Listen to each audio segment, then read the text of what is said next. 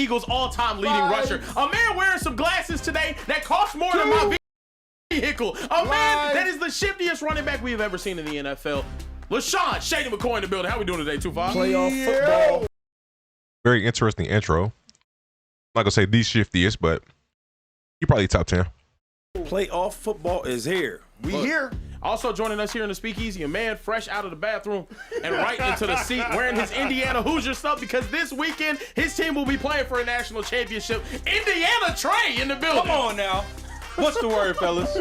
Listen, man, y'all looking good. I'm ready to have a great day. It's some good playoff football. Well, at least one game was. So yeah. Now we had one good football game, and then we had Acho's lies coming to fruition. Look. We had one good football game that ended in a tragedy. You got to start off by talking about what we just witnessed. And we had one massacre. Seahawks put straight belt to ass. They did. On the San. He top 5 shiftiest. Top 5, nah, I'm cool with that. Shout out to Goated. Appreciate the sub, big dog.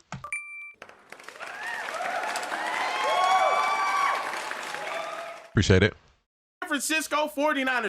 Barry Sanders, Shady, Jamal Charles. CJ2K is not one of the shifty. He's not one of the shifty running backs of all time. He fast, but shifty is not. Same thing with Jamal. Jamal got some wiggle. He's shifty, but he's not one of the shiftiest. Bijan Robinson is shiftier than CJ2K. We can literally watch some CJ highlights. CJ is not one of the shiftiest of all time. But all right, that's another conversation. That's another. I can't get off topic right now. All that smack talk Acho was talking about. Watch him take Brian Urlacher out his cleats. Brian Urlacher is a box linebacker. Brian Urlacher ain't got no ankles. I can see him shaking Brian. Who else juked Brian Urlacher? Was that did Tom Brady not juke Brian Urlacher? If I'm not mistaken, was that Tom? It was a pocket quarterback juked him. So. That ain't nothing. Kicked some ass tonight. Fellas, 41-6, dominant victory. Seattle is going to have a home playoff game in the NFC Championship next week against the winner of the Bears and the Rams. Who do you guys blame, though, for this 49ers shellacking that happened tonight? If I'm going to talk about the Niners, I blame Kyle Shanahan.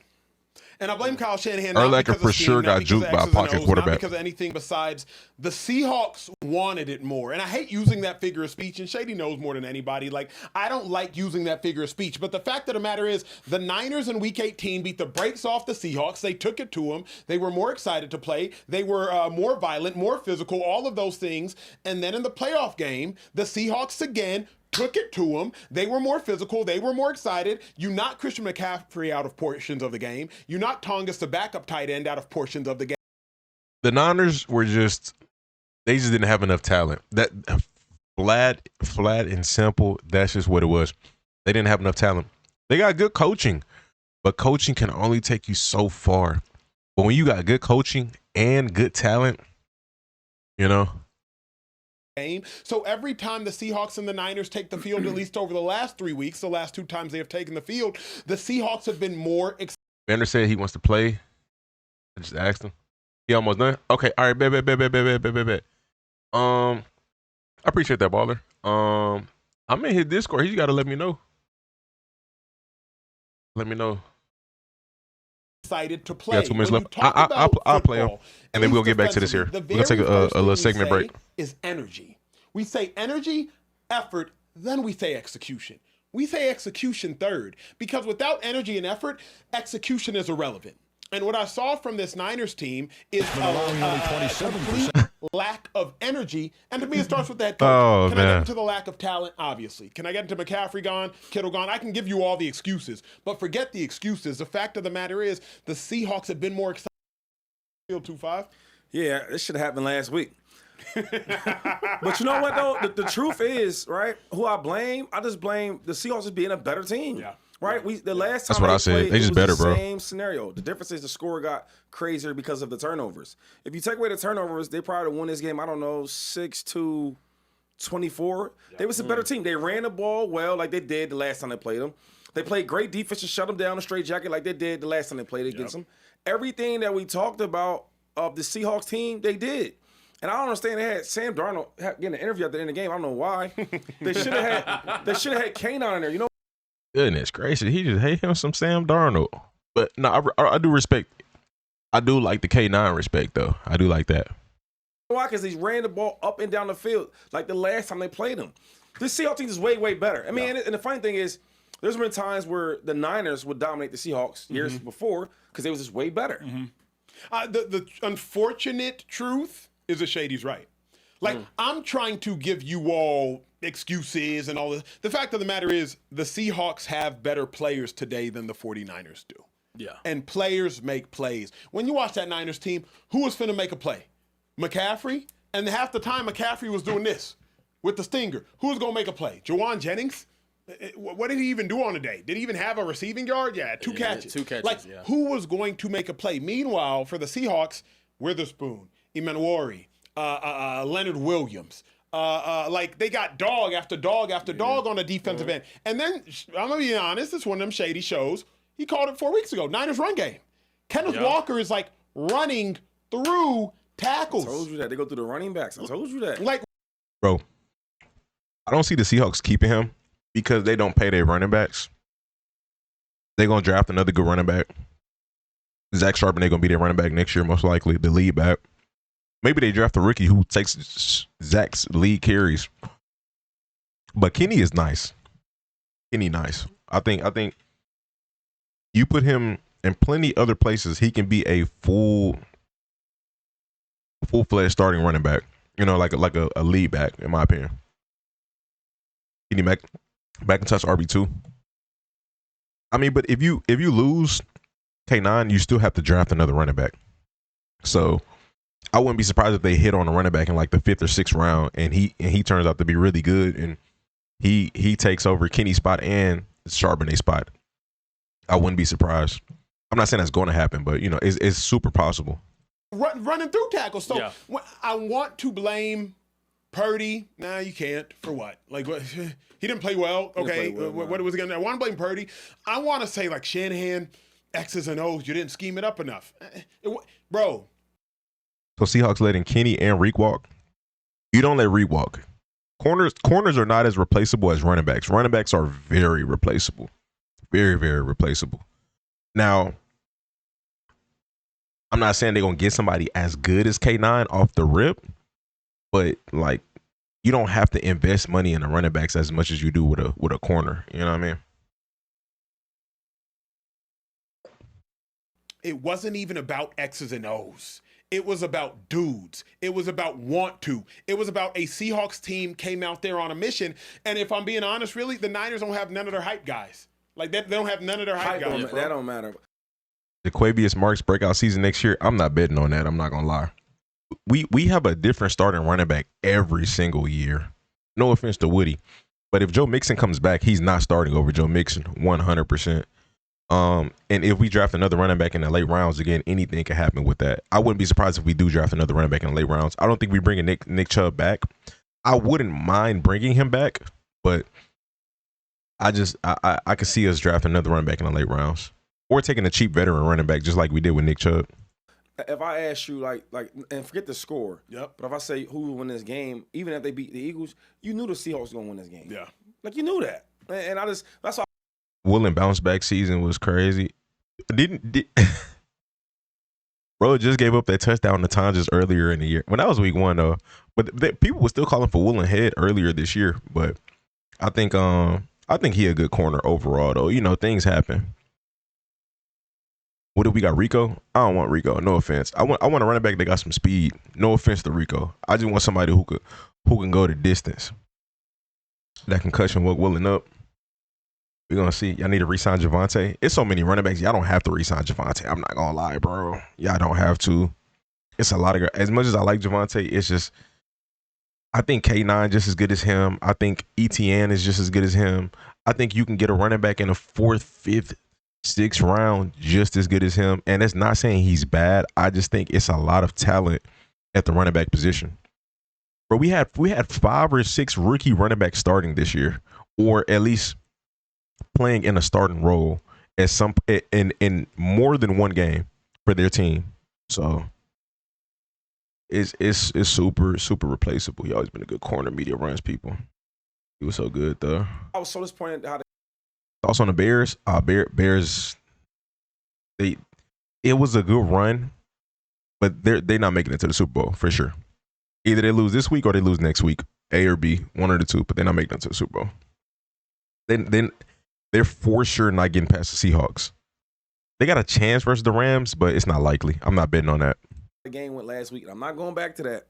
But when you're was a a good better season, team, more talented team, better defense, better offense, you better in all three phases, you should win the game. That's why, I commend the Seahawks. They know who they are. Hey, these are cool, bro. You get 48 granola bars for like $7. These is cool. Nice little easy snack. We had Love on the show, a couple weeks ago? Yeah, after the first one. And he said, you know what? We know who we are. We asked him about Sam Darnold, and he kind of cut us off and said, hey, look, cool. man, we're The going to healthy run the ball snack. great, and we're going to play great defense, and then we're going to let him kind of basically manage the game. Yeah. And if you really watch the Seahawks, the way they play, Just basic granola they bars. embrace who they are. Shady, this Seahawks team is a lot like what you constantly quote, the 2019 Niners team. When Jimmy I got some Nutri-Grains too. I like Nutri-Grain. Garoppolo led the Niners to the Super Bowl, Come on now. but Shady always says, bruh, they did it with like 80 yards passing. Yeah. And if you look at Sam Darnold had 12 completions today. Yeah. He had 12 completions in a playoff game. He won by 35 points. He had 17 attempts on the day. 17 Yeah, attempts, yeah. 12 completions. Meanwhile, Kenneth Walker gave you 116, and the Seahawks had 175 rushing total. So the question is, can the Seahawks keep it up? We'll obviously get to that later. But for now, like, Niners fans, I wouldn't. They not running for 170 versus the Rams. That's for sure. I'm leaning towards the Seahawks right now because of how well they played today. If the Rams can blow out the Bears or at least win by more than 2 touchdowns, it depends on how they do it. Then I'll lean back towards the Rams. But if Rams play Seattle, I'm leaning towards Seattle at this moment. Tomorrow could change. But yeah, the run game is gonna be, it's still a factor, but it's gonna be interesting. We're gonna get into that. Be disappointed in the performance you put out today, but Yeah. you overachieved this season. You super overachieved. You weren't supposed to be a playoff team with the amount of injuries you have. But I do have to get to this because the chat is going off saying that Shady was right about Brock Purdy. Now, Brock Purdy tonight didn't look. You said Seattle did last time? What the heck? The Rams are gonna freeze up. Everybody gonna be cold. Everybody's gonna be cold.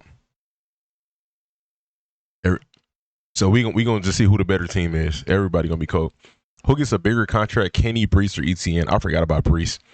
ETN, I like the most out of all of them. I could be wrong. I think Brees is younger than Kenny. They might be the same age. But I think Brees has a bigger name than Kenny. So Brees might get second most and then Kenny third. But we're going to see. Ran for a good amount against them. K9 had over 100. Charb had a good amount as well. Okay, interesting. I look forward to breaking that one down. Bears have been practicing with no sideline warmers all this week. Hey, shout out to them, but at the end of the day, you know, if you better, you better. You know, this is like let's say a boxer versus another boxer. If this boxer is just better than this boxer, and let's say they both are training. Let's say their boxing match is gonna be in a dome, and it's gonna be middle Cowboys Arena or something like that, like how Earl Spence and Terrence Crawford had. And it's typically colder if you box in a stadium or something like that.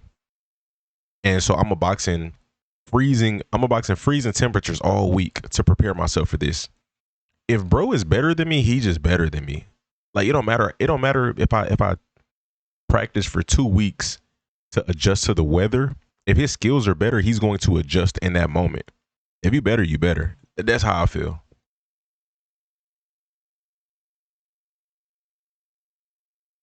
The Rams just landed in Chicago 2 hours ago. The Bears used to the wind and the late. They got to play football on the same field at the same time. That's just how I look at it. Do I think weather plays a factor? Yes. If it's windy, that affects both teams. If it's cold, both teams are going to be cold. You know what I mean? So we'll see. We'll see. Div 25. Div 25. I think Brees 25. All of them are I think all of them are mid-20s. Smith averaged 6 yards a carry when they played the Rams. And 96 yards. Smith. Who's Smith? Who you referring to? I'm tripping. They don't be knowing the stadium right over the lake. I can't wait. I'll be screaming my voice. Boxing analogy don't work. Yeah, coming back to all the receipts. We're gonna see. I'm not saying the Bears can't win this game. I'm just saying it's a small percentage that they win this game. I give them 38%. They got a 38% chance. They got better odds to beat the Rams than they do the Seahawks, though. So if they make it out of this, kudos to them. The weather would probably aid that process. If it's because a clear weather game, they're for sure not beating them in a playoff setting. But we're gonna see. Right now, just shove it around my car. When the Bears on defense, the stadium gets loud. Swift.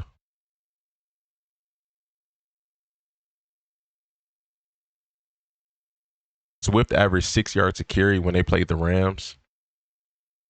If these stats are from last year, I don't know how I feel about that. Because they didn't play each other this year, did they? Swift wasn't on the Bears last year, was he? Yes, he was. I'm tripping. He was. Look too good. Some of the people in the chat saying, "Oh, maybe we should have thrown Mac Jones out there," but I don't really think it would have made much of a difference. Do you guys think that Brock Purdy is still a franchise quarterback for the 49ers? Yes. That's an interesting conversation to have right now. But overall, of course, this wasn't about Brock Purdy playing bad. This was just the 49ers. You just outmatched. Straight up. You ain't got enough. That's it. Obviously. I'm not going to let a game where he was severely outmatched, where his best wide receiver was his wide receiver 3, where his best tight end was his tight end 3 because his tight end 2 got hurt halfway through the game, where McCaffrey was playing through a shoulder injury. I'm not going to let this game be an indictment on Brock Purdy. Furthermore, even that dumb interception that Brock Purdy threw, if Kittle's out there, it's not getting picked.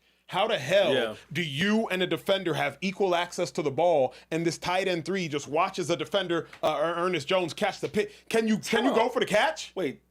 Talk to me. What'd I do wrong? Who thought that was? Can it be an incomplete? I'd have to watch that again. It did look like Brock just threw a pick, but I'm not going to negate what Acho just said. From my memory, Brock did throw a pick, but I mean.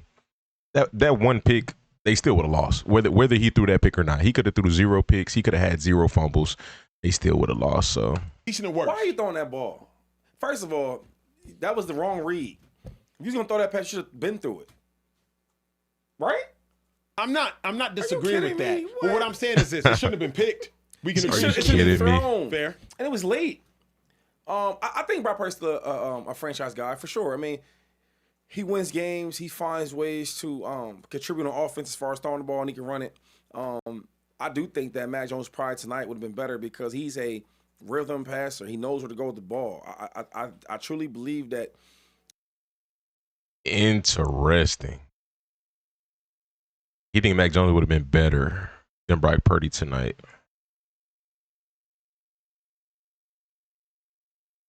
That's kind of a interesting thing to say, because he admitted that he doesn't think Mac is better than Purdy. He just think Mac fits this system better than Purdy.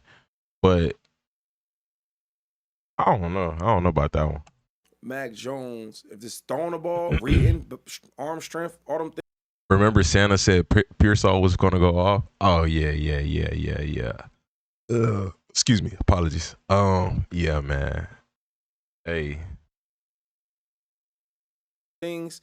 I think he's probably better than Brock Purdy. It's all good. That's just not the only thing about playing a quarterback, right? When you're a quarterback, I'm telling chat now, Bears winning. Interesting. Right? Did you pick the Bills? The Bills and the Niners? You got to do that, obviously, but also extend plays, make things happen when things are not there. And I think that's what Brock Purdy does.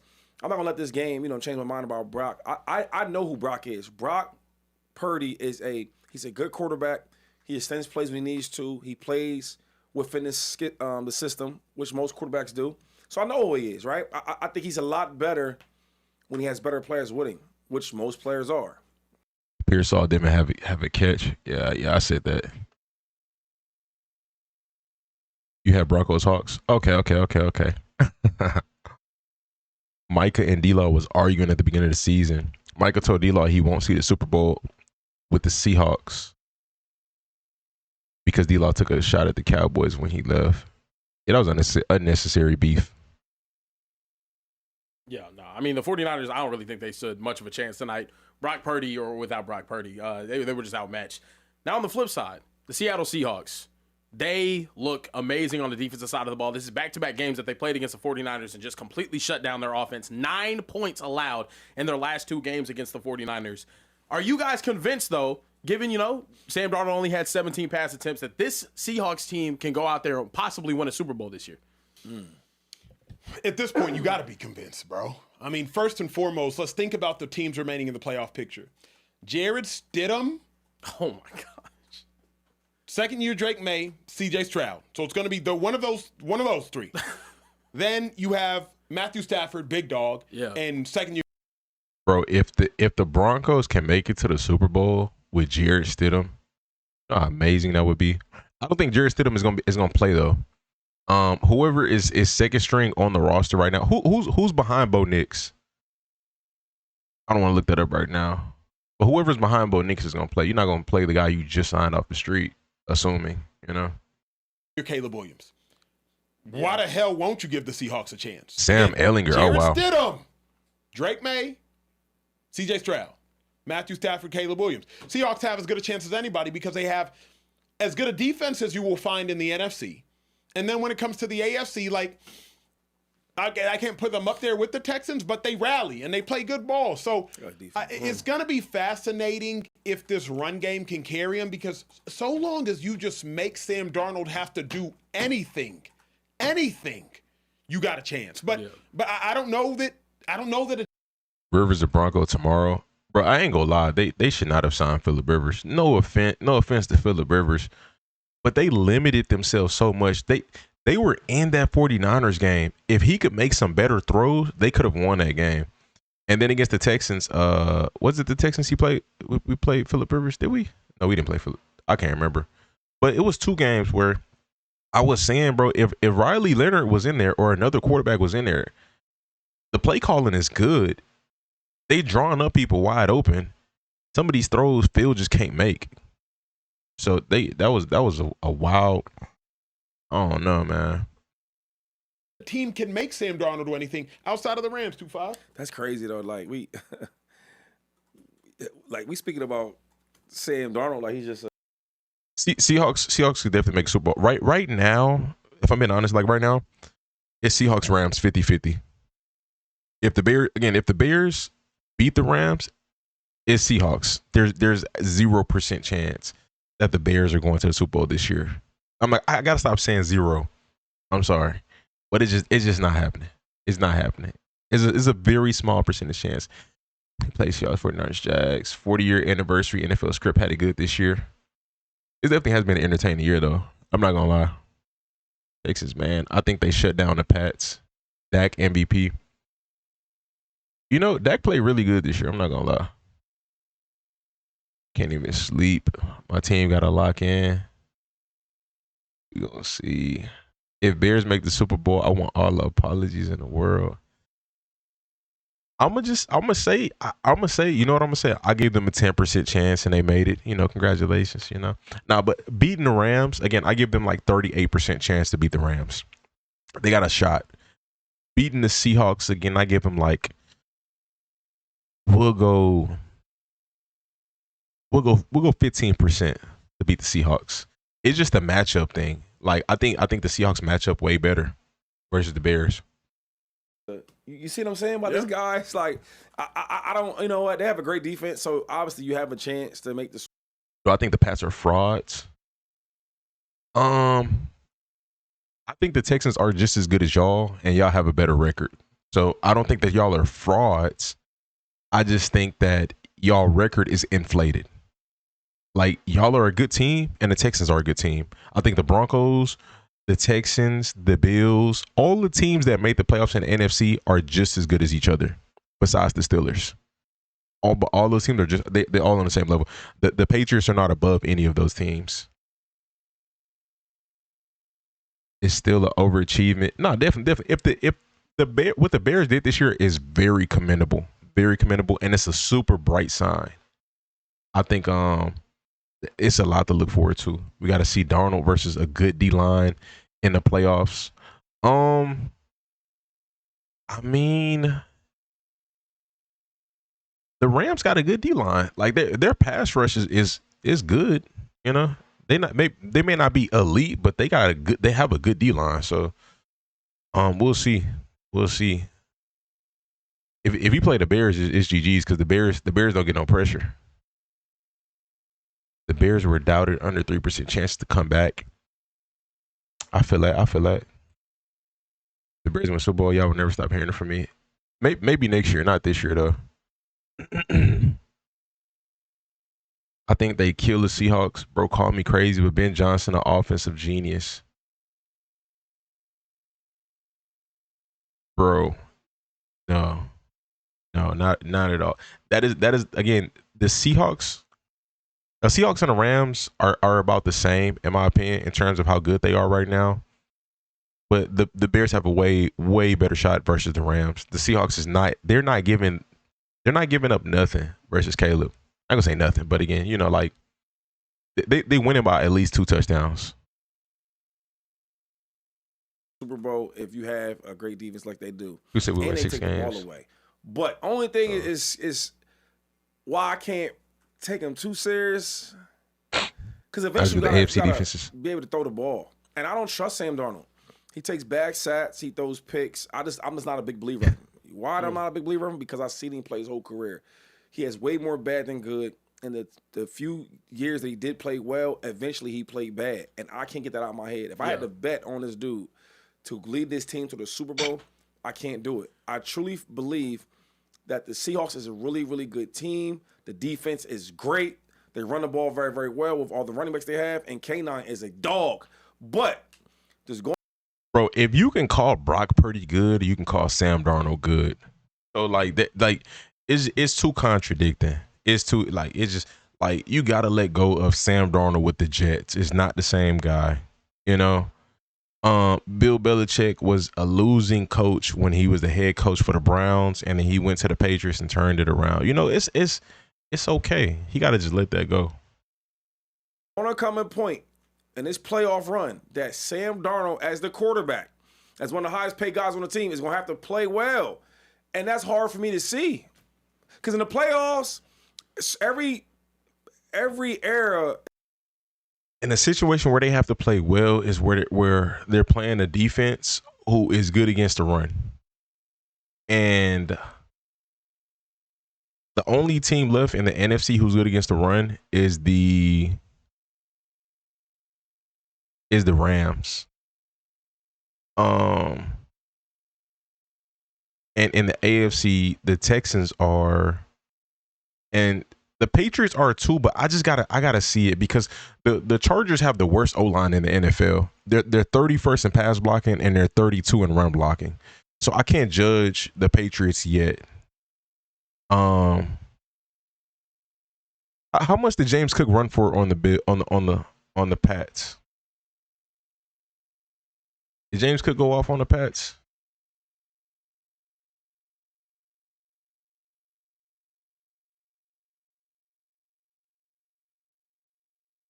Introduction. Shady hates Sam. Shady hates Sam with a passion. We had 171 yards against the Rams last meeting. Okay. Now teams adjust. You know what I mean? So I wouldn't be surprised if the Rams were to tighten up on that. You know, would not be surprised because the Rams are a much better team than the Niners. You know, I could say the Niners are going to adjust, but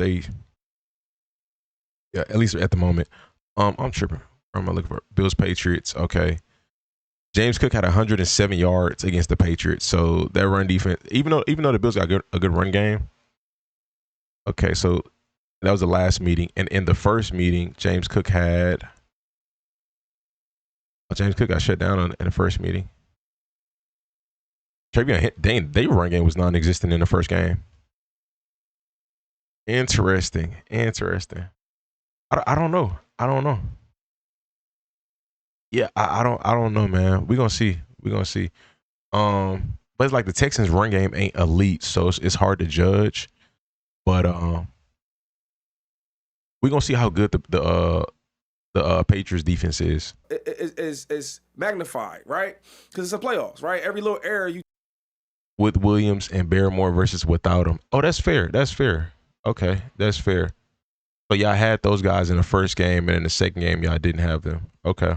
take every little inch. Is everything is bigger in the playoffs, and I just don't think that he's going to be confident enough to play well through the whole playoffs. But if they can have a run like this where we run the ball all day, he has 17 passes attempts, the defense get turnovers. Yeah, he can win like that. Yeah, that's what I was going to ask though. Do you think there's a team that can exploit them in that way though? Because I don't think he has to do much. They can run the ball and they can play great defense right now. So I'm not sure. Yeah, but it's going to come a time where the defense has a bad game. We all love the Broncos, the right team. They made some turnovers and clean moments, but overall, Josh was moving the ball when he needed to. Yeah. Mm-hmm. And I think that the Seahawks, they're a really good defense, right? Yeah. But sometimes, hey, man, like the other team gets paid too. Correct. And if they get some points on the board and now we got to throw the ball, maybe the team gets a lead late. Now we got to throw the rock. Correct. He's got to play. And I'm not confident in Sam Darnold. Now, I'm not saying he can't do it. The guy's a first rounder. I mean, he's getting paid money. He should be able to do it. But to bet on him, it's a couple. We got 2 more games left. Two more games left. Yeah. I don't know if I can see him doing that. Here's my thought though. To me, it's the Rams. If the Seahawks can avoid the Rams 2-5. On the eat thing.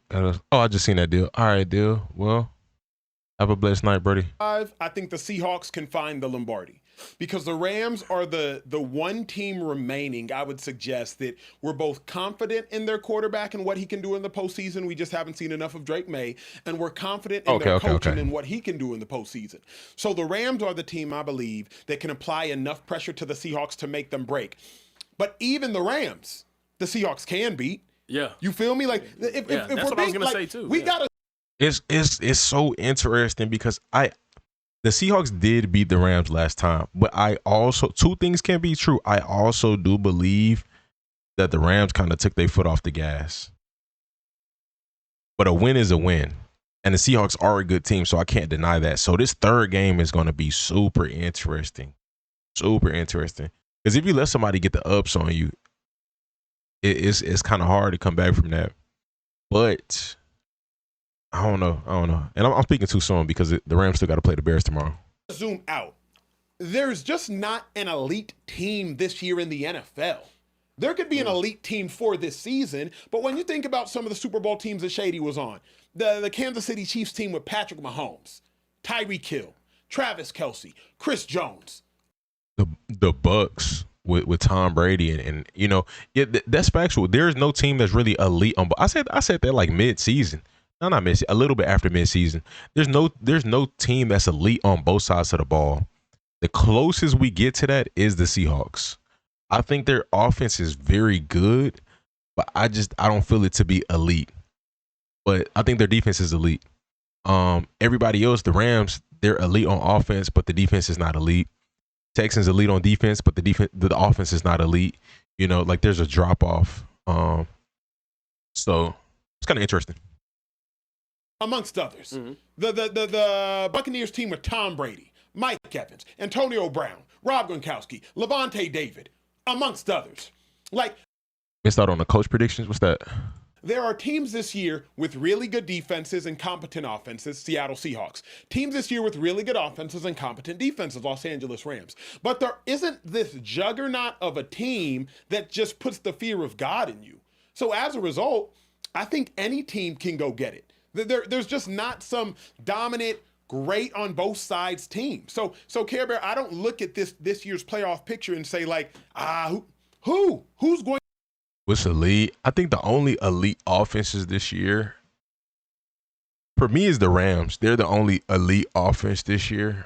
But there's a lot of really good offenses this year. I think again the Seahawks are very good. I think the Patriots were really good this year. Who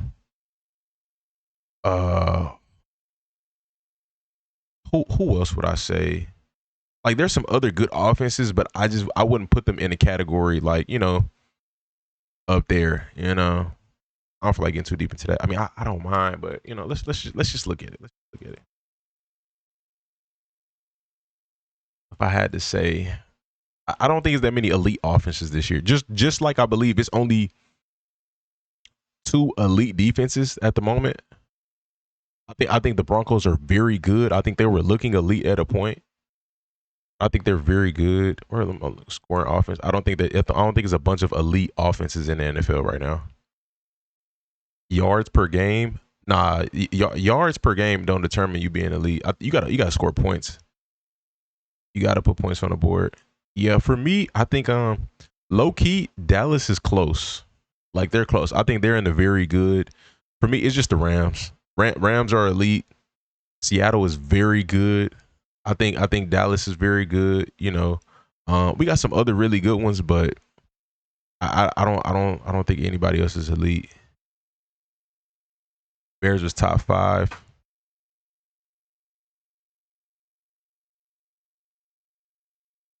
Yards per game, not points. If your team is leading in yards per game, but y'all can't put no points on the board, that's not an elite offense. That's a good offense. It's not elite though. You gotta score points in order to win games. Putting up yards that's an empty stat when we're talking about winning a game. Points is everything. Just because they scored 30, that's kickers. That's all offense. What the heck is this?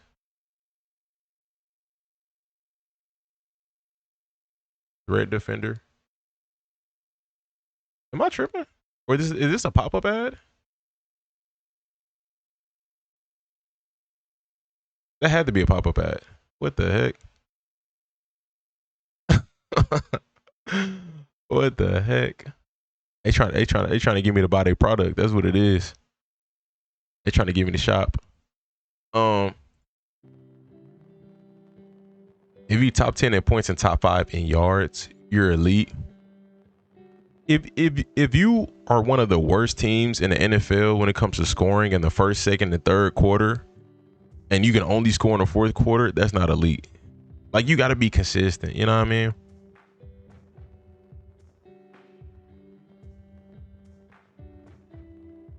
$500 yards and then lose a game, 198. I don't know, man.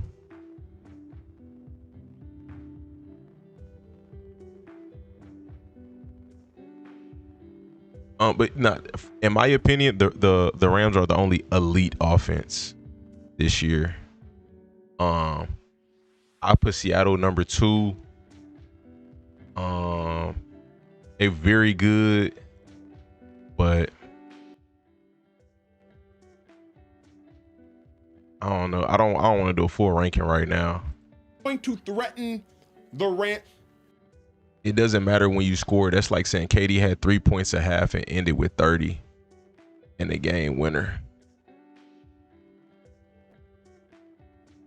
It does matter because it's context is also necessary. A team that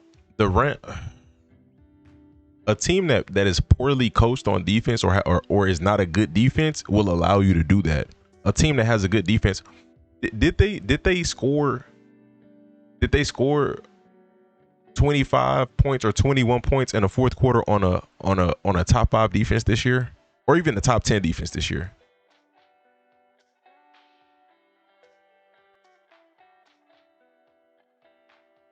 You go back. I just got a weather warning in Chicago.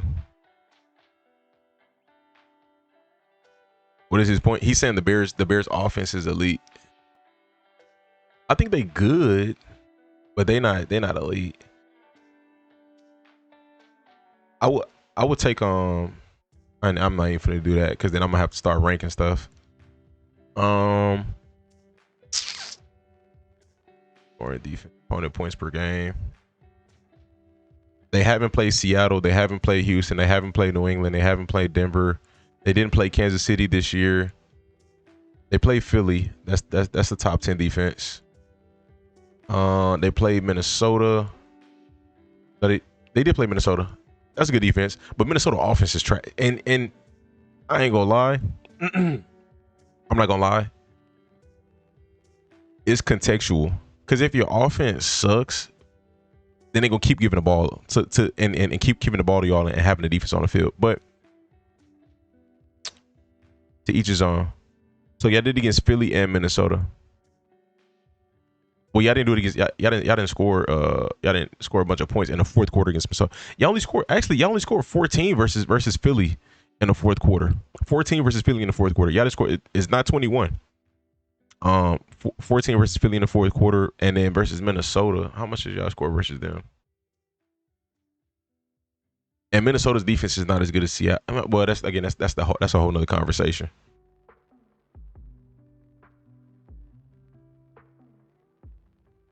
Vikings Bears 27. Oh, the Vikings won 1. And I scored 14 in the fourth quarter versus the Vikings, the game that y'all beat them. That's crazy. Coming into the fourth quarter, oh no, y'all scored 3. The Vikings scored 14. Oh wow, that's sad. That's sad on their part. Shout out to Kevin O'Connell, man. Nah, let me stop. We manhandled Philly. We didn't have to score 20 in the fourth. They run defense was atrocious, man. I'm not gonna lie. But let's get back to it. Shady tells this story often. He's told to me for the last 5 years. When they were playing the San Francisco 49ers in the Super Bowl, the objective of the Kansas City Chiefs, I think that was the team, objective of the Chiefs team was get it to third down and make Garoppolo pass. Yeah. The Colts offense is for sure better than the Broncos, but that's not a bad list. But that Chiefs team had Mahomes on offense and Kelsey and Tyreek Hill. Ain't no offense like that. Who finna scare you? CJ Stroud and them? Who finna scare you? Caleb and them? Who had 6 points through 3 quarters last game? Drake May and them? Drake May, who when he last time he saw the Buffalo Bills, didn't score a point like in the state. Like, who scares you?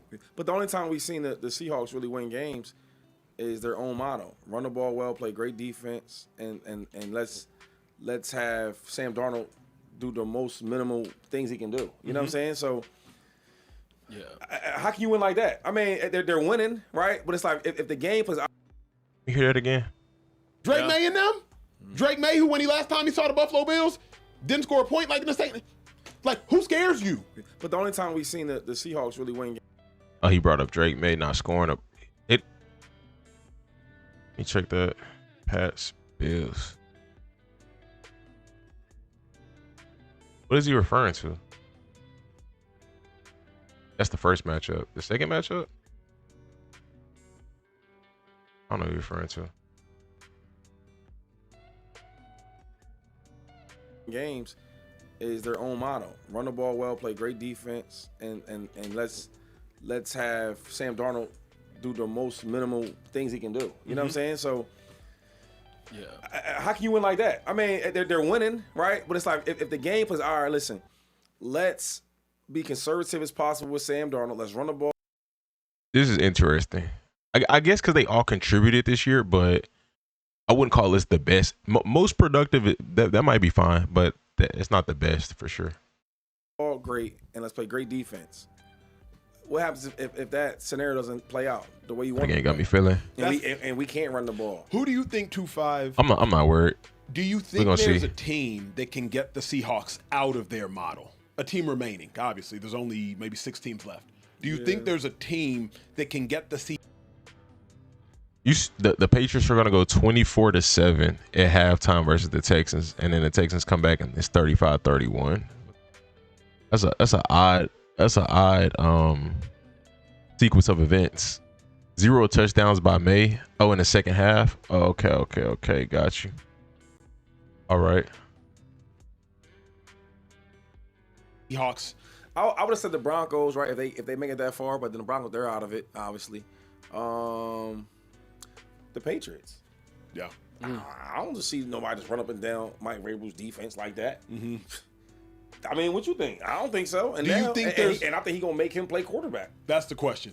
That's the But question. they have the team to do it. Uh-huh. First of all, they have the cornerbacks and secondary to do.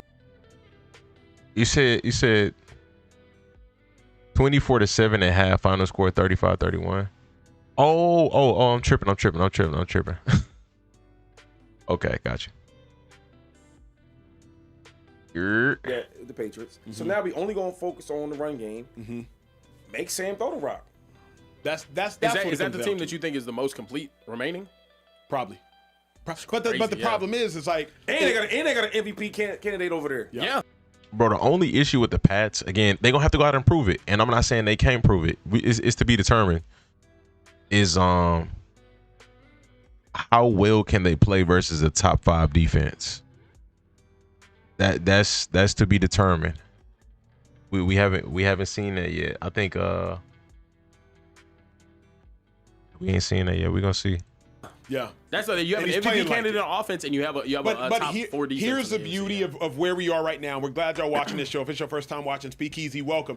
The beauty of where we are right now is we're going to learn so much about that MVP candidate, who I voted for, by the way, in Drake May tomorrow. Because now Drake May, You telling the world you voted for him? like now Drake May, you got to see the Texans. Yeah. It's going to reveal a lot about you, Drake. Your Yeah. second playoff that's game the ever. team. Yeah. Like, Now hold up. yep. Either the Patriots or the Texans. You think you about to run the ball up and down on the Texans? No. No. It's a horrible matchup, I think, in the Super Bowl, regardless for the Seahawks team. I just think it is. Now, could they get there? I could see that 100% because the Bears and the Rams have been defensive liabilities. Like, even the last time that we saw the Rams go on the road to Seattle, they ended up giving it up in the fourth quarter, going to overtime, and then let up 38 points and a 2-point conversion to go win the game. Like, the Seahawks, I'm not – and also – the Rams were up in that game early, so it's like it could be a shootout type situation. But here's the thing. This is going to be a 2018 Super Bowl. Remember when the Patriots won 13-3? Yeah. This is that. It's going I just say who he voted for MVP.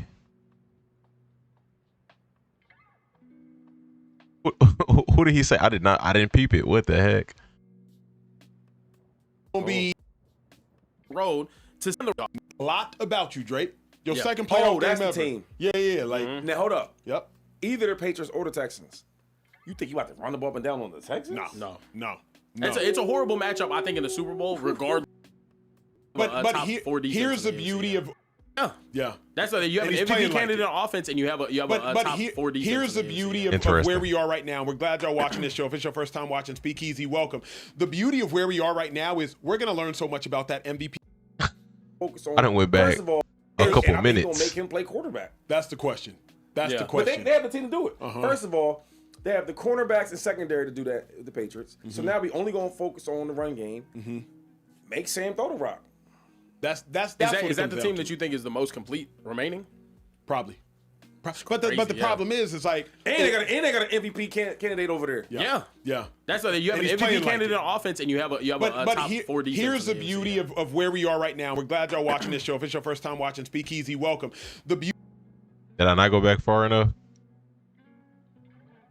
Y'all must be a little bit behind. Gotta be. I don't know. We're gonna keep rolling. But he said Drake May. That's interesting. That's all good. Beauty of where we are right now is we're going to learn so much about that MVP candidate I don't who I know. voted for, by the way, in Drake May tomorrow. Because now Drake Oh, May, you telling the world you voted for him? like now Drake May, you got to see the Texans. Yeah. It's going to reveal a lot about you, Drake. Your Yeah. second playoff that's game the ever. team. Yeah. Like Damn, mobile. I was on Vader's stream earlier, and again, I'm behind on his stream. I'm delayed, and I even turned the latency on. So I don't know how to fix it. He just said it. Now hold up. because now Drake Oh, May, you telling the world you voted for him? MVP candidate who I voted for, by the way, in Drake. Oh, okay. There we go. Interesting. You know, I'm not surprised. But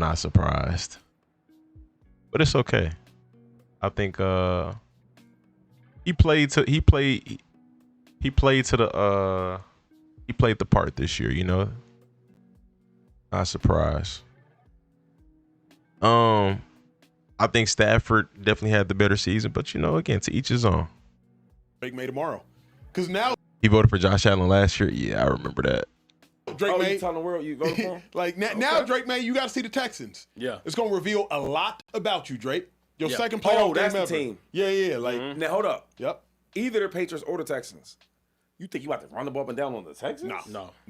It's a horrible matchup, I think, in the Super Bowl, regardless for the Seahawks team. I just think it is. Now, could they get there? I could see that 100% because the Bears and the Rams have been defensive liabilities. Like, even the last time that we saw the Rams go on the road to Seattle, they ended up giving it up in the fourth quarter, going to overtime, and then let up 38 points and a 2-point conversion to go win the game. Like, the Seahawks, I'm not – and also – the Rams were up in that game early, so it could be a shootout type situation. But here's the thing. This is going to be a 2018 Super Bowl. Remember when the Patriots won 13-3? Yeah. This is that. Who y'all think is a better slot cornerback this year? We're not going to go off of last year. Just who y'all think a better slot cornerback this year? Petrie or DeJean? Always something.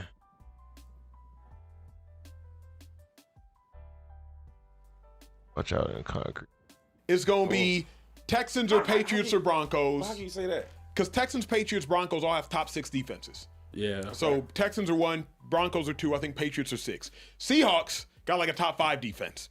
Man, So I am like not it's trying going to see- be But I'm saying you say that, but we just referenced how the Rams put 37 points. Or 30. correct. Okay. Super Bowl. I don't think but I'm saying an offense that could put points up. No, if NFC the champion- Rams make it. Yeah. If the Rams make it, or Bears make it, I think they could score on anyone. What's the but- game you said before that one? Texans, Patriots, Broncos. The Patriots can put points up. You know, I just thought it was interesting that DeJean made first team All Pro as slot cornerback. That's why I was saying I need to watch his film. I'm not saying he did bad this year. I don't know, but I have seen him, you know, give up plays here and there. But he probably deserved it. But I need to watch his film. I'm curious as to you know, how he matches up against other slot cornerbacks this year. He didn't allow a touchdown. Interesting. DeJean had the greatest year. So did Quinion. They can, Yeah. but 2-5, I don't think they want to. I think the Patriots want to win I don't think the Patriots want to win 38-35. Also, have they played any defenses like? They didn't play the Broncos this year. They didn't play the Texans this year. They didn't play. I mean, they're about to, but They're about to. Yeah, and they haven't played the team. I don't think it's good defensively as the Seahawks. We're going to talk about that Patriots game. We'll talk about the Patriots game tomorrow. Yeah. Now it's time. Because It's now, time to see what it really now is. it's time Yeah. to see what's really popping. You're gonna find out tomorrow, I think, who the MVP should be. Yeah. Yeah. Well said. Like, Oh, interesting. Interesting. Because Stafford, the Rams had the hardest schedule in the NFL this year. That's why I can't really take that away from Stafford, man. You had the number 1 hardest schedule in the NFL this year versus the other MVP candidate who had the easiest. And no offense to him. No offense to him. But you had a better individual season than him with the hardest schedule. I can't really take that away from you. You know, I get Drake May's record is better, but you still had double-digit wins. You still made the playoffs, and individually your season was better. So I don't know, man.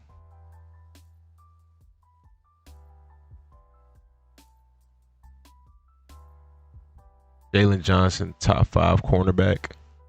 Jalen Johnson, not a top 5 cornerback, but I respect that opinion.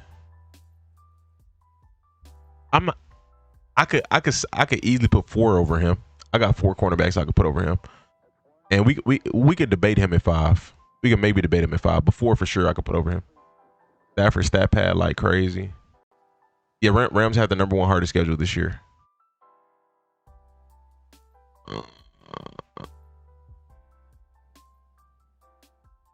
Kyler Gordon not top 5. So many Rams fans better than me. Before he was injured, he was top 5, man. He's a waste of an all-pro spot. Interesting. He's still 5. He's still top 5. You can still put him. If I had to look at corners, bro, I mean, I got 4 for sure. I can name over him. My 5th corner will probably be Devon Witherspoon. So that would be in question. Are you taking Devon Witherspoon over Jalen Johnson, or are you taking Jalen Johnson over J.C. Horn? You know, I don't know. But again, I think you could debate him at 5, but Kamari Lassiter in your top 6. I like it. I don't want to be too biased, so I'm not. I like it though. I like it, but I can't really give too much of a comment on because I don't want to be too biased. But JJ is that man. A healthy Jalen was an All-Pro last year. I'm not taking nothing away from bro. Like, I think he's a really, really good corner, but I just don't know. Like, again, I got 4 for sure. I'm putting ahead of him. Who made the Pro Bowl at corner this year? Let me look at that.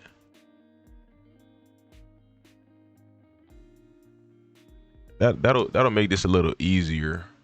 2026 Pro Bowl rosters. Make this a little bit easier. Cornerback, we got Derek Stingley, Pat Surtain, Christian Gonzalez, and Denzel Ward. I'm not taking him over none of them.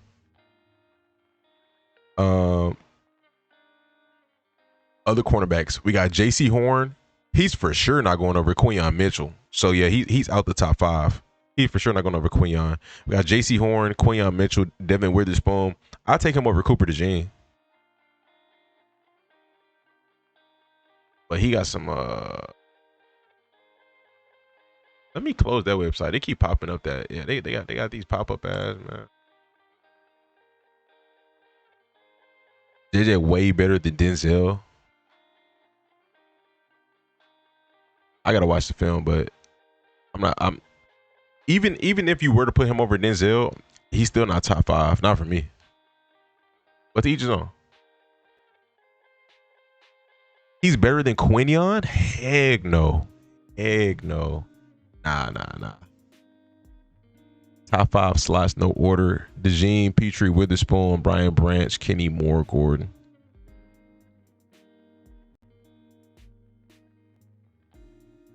Quinyon can stay with DeJean, though. Search his film pre-injury. I'm not saying Jalen Johnson's bad, for sure. But he not better than Quinyon Mitchell, not right now. Pre-injury don't matter. You know what I mean? We could talk about what he was before injury. What is he right now? Is he a top 5 corner right now?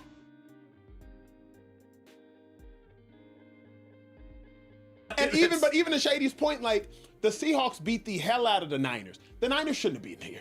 Yeah. You shouldn't lose by 35 points in an NFL playoff divisional round. Yeah. You shouldn't. That just should not happen. If we're being honest, the Eagles should have been in this game, and it would have been a much better played out game. Like, it would have been a better game, but the Eagles still would have lost. Come on. my bad, too. Trauma. That's my L. You're right. Hey, we're recovering. We're recovering in this show. We have some super chats. No, we do. I mean, You not with us no more. I'm saying, No. You not with us no we're, more. like, on your behalf. Like, we This ain't me, because you not with us. but like, No. You not with us, dude. where we at? We got $100 super chat. I heard, bro. Yeah, man. we did get a $100 super chat already from our guy Dominic. All right, let's go ahead, keep it rolling. Move on with the segments. I need to start speed running some of these here. They're debating on the Brandon Cooks catch. Let me hear that. Let me hear this here. It's a catch. I don't know. It's a catch in my opinion. I Let's hear this out. This Let's wanted me to ask. $50 super chat. So, what were we doing? Yup. 5 minutes? Yup. 3 minutes? Yup. Yeah. To look over it? Yup. Dog, now, Cooks, Yup. you a vet. No wonder you get, I guess that's why you be getting traded and all that. Dog, catch the ball with your hands, dude. Yeah. And then tuck it in. But anyway, he brings it in and he hits the knee. And he hits the First knee. of all, if it's a tie, I need to see that angle where it hit the knee. I saw 2 angles so far, and neither one of them showed that. I need to see that. I go to the Offense. Dog, what were we doing? The tie goes to the offense. Right. And in this situation, very interesting that it didn't. But hey, I think them calling Bills it an curse, interception. y'all. They curse, bro. They are. And I'm hurt. Let's look at the play. First Yeah, off, let's look at the play. let's take a look at it right Let's here. go there. Let's Let's go go there. there. Let's go It's there. so bad Rome, now. throw it up, please, sir. Okay, look. This dude catches with his shoulder. Catches it, and He's down. That's a catch. That's a catch. yeah.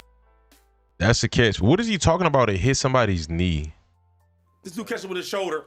Catches it. It didn't hit his knee. The ball didn't even touch his knee. He got it cradled. Please, sir. Okay, look. This dude catches with his shoulder. Did not touch his knee. Catches it. Still didn't touch his knee. Still didn't touch his knee. I don't know where that came from. But he's agreeing that it's a catch. What's this, Rex? Yeah. They all agree that it's a catch. I don't see how that's not a catch. And again, like they said, it always goes to the offense when it's a double catch, so I don't get it. This is totally different. Look at this. Marcus Jones is in there. He is in there. This is a fight for Khalil Shakir does not have a single hand on the ball. This is an interception. Stream good? Start lagging. Khalil Shakir does not have a hand on the ball. This is a pick. Brandon Cooks had both hands on the ball. It's not even comparable.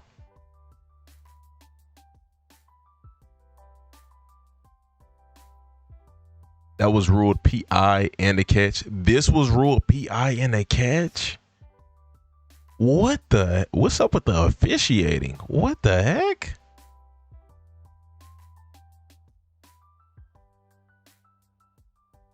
That's crazy. He's catching Marcus Jones catching the ball. That's what he catching. That's crazy. Wow.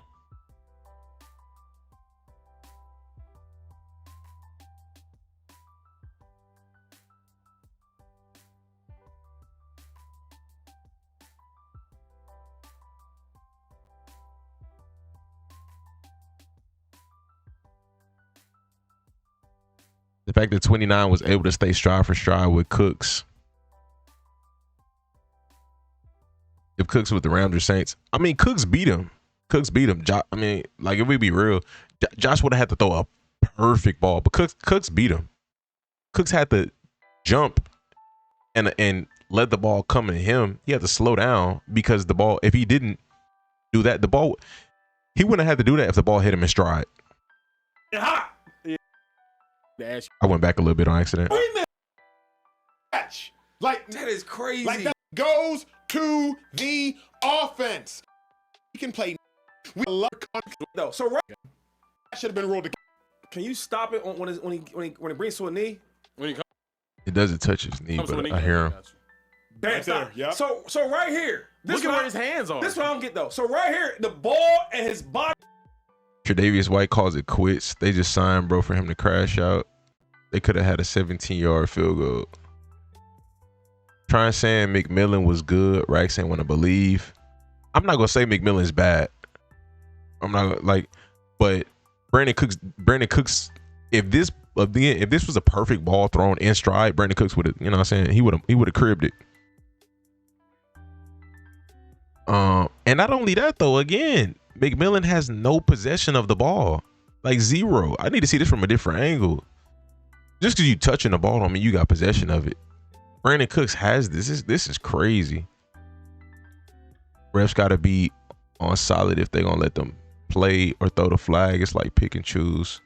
Brandon Cooks in his prime with the Rams or Saints, he scores here. He was a go ball merchant. The ball, he had to adjust to the ball because the ball was underthrown. I get what you're saying, but he still would have scored here if it was a perfect ball. So I think if Slate and Maxwell played, the Bills win. I don't know. Maybe not. I have no clue.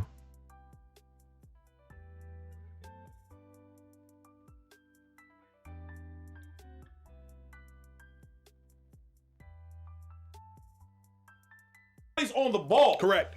And the defender is reaching in there. It's the easiest call to make. And the thing I have about the NFL, You could have a 4-hour game going to overtime, Yep. and y'all can't give 3 minutes to overlook this or see if it's right or wrong. Another thing I have a problem with.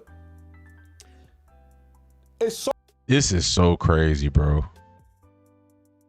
To say this is not a catch is so crazy. To say he didn't have control, I didn't see the ball move a lick. You know, so much money into the crazy. game. In American sports, the number one sport is football. Correct. people still And I saying think the Tyler reason why Warren is is we better than have Loveland. I think you can have that debate, but Tyler Warren did have a better season than Loveland. Like if you're talking about from a skill perspective, Loveland is a better route runner than Tyler Warren. I don't know who's better at blocking. Maybe Tyler Warren is, but Loveland is a better route runner than Tyler Warren. I don't know who got better hands. You know, I got to look into that. You know what I'm saying? We got to watch the film. But, you know. Ability to check plays. Easy got arrested. Because a lot of see. times the officiating messes games up. Yes, sir. But we do the red flags and this, and they look at everything and see if it's right. Josh This is a overthrew game right Kincaid. here where people's careers are on the line. Everybody's not going to go to the Hall of Fame. This is not how it works. Yep. But there's some guys that are. And dudes been playing this game since they've been 6 years old, right? And they get a chance to dream about playing this game, and they get in the game. Yep. And when they get in the game, the dudes in the black and white take it away. I think a guy like Sean McDermott, he's a type of guy, he's a really, really great coach. Changed the whole culture in Buffalo.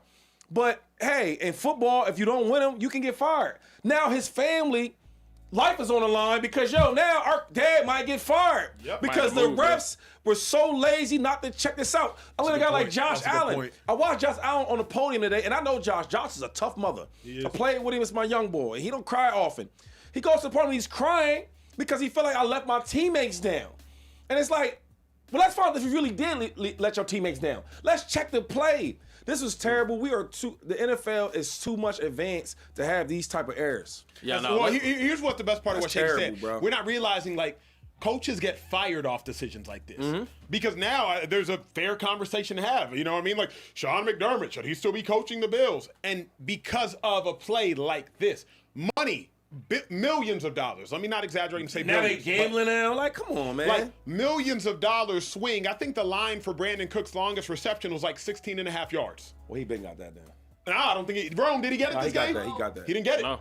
He didn't get it. Because remember, he caught a long one that was out of bounds. Yeah. Remember, his knee Oh, didn't hit yeah, first. he didn't catch And then it, this other one was not cut. So, like, his line was... So, when you talk gambling, when you talk about playoff picture, when you talk about coaches, and then I think... So this was rigged. Interesting.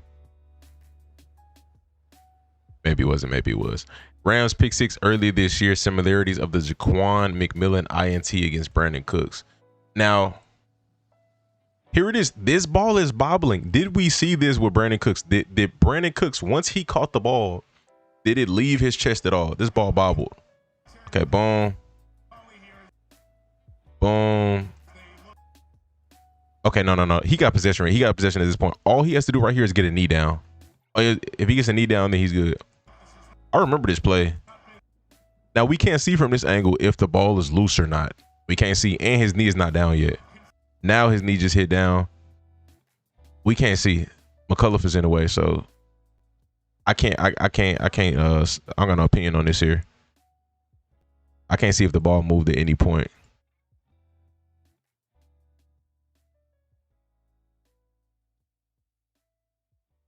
And Shady knows better than me because he actually knows Josh personally. Knee down, ball in hand. I got to see a different angle, but you know, I could take your word for it for right now. I think in part the reason Josh was crying, and he said at the podium, he said, it's a long season. It's a long season, bro. And you know what? And not in that part, and I text Josh too, man.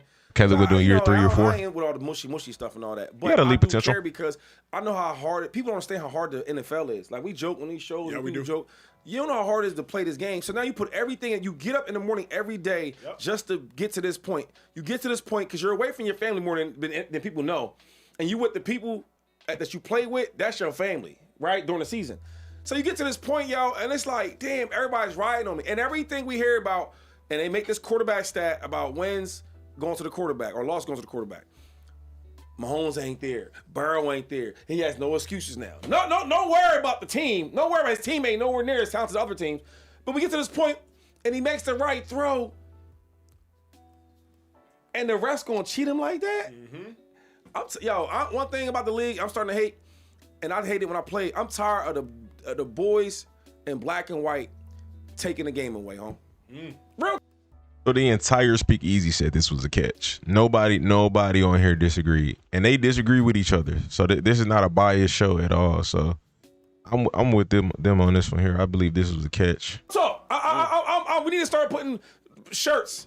Non-officials matter. You know what I'm saying? Like, what are we doing? You didn't hear the dude explain the reasoning. Brandon Cooks caught it. The new Dez. What dude explain what reasoning? Shit's crazy, dog. Bro, Hold on. I'm at home. Like, what are we doing, man? Hold on. What? Oh, so it was volume on that clip.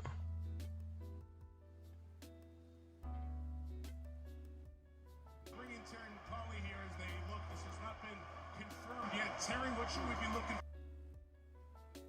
for here? So he's got to have control, and then Which I believe he did. He had the ball. I believe at this point he had the ball secured. Now the remaining question is, which we can't see from this angle, did the ball move after he secured it, before his knee touched the ground? This is gonna get copyrighted. and then he has to have it long enough to perform and act calm into the game. He has to have it to perform and act calm into the game. What does that mean? He has to have it to perform and act calm into the game. It's not going down to the ground and your knee touching the ground and act calm into the game. Like, what is that? What the shirt say? What do you say? Non-officials matter? Yeah, bro. Because check it out. They gonna go home. They gonna have some hot chocolate. Gonna see their wives, kiss their kids. Hey, they ain't crying. You right though. Hey, get ready for next week, man. Next week now. Like, no, Josh. First of all, Speak your truth. not even that, dog. I seen like 6 other Bills crying. Yeah, Deion Now, Dawkins too. Now they getting real emotional over there, but I understand why. Yeah. The boys in black and white, they did it again. So look, we got to talk about this game. Broncos defeat the Bills 33-30 in overtime. Josh Allen, like you guys mentioned, took the podium. Let's go ahead and take a look at that video. That's crazy, man.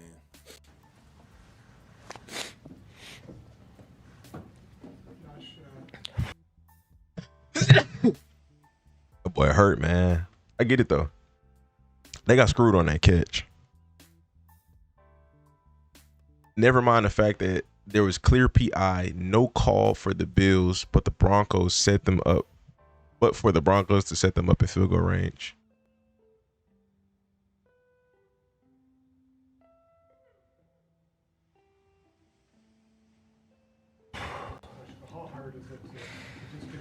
Thank you. It's extremely difficult. I feel like I let my teammates down tonight.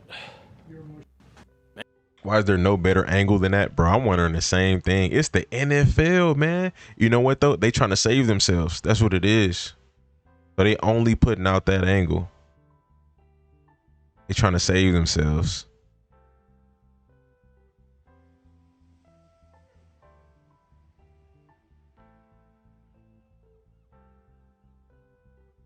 A link. Did I click it? I thought I clicked it. Yeah, right.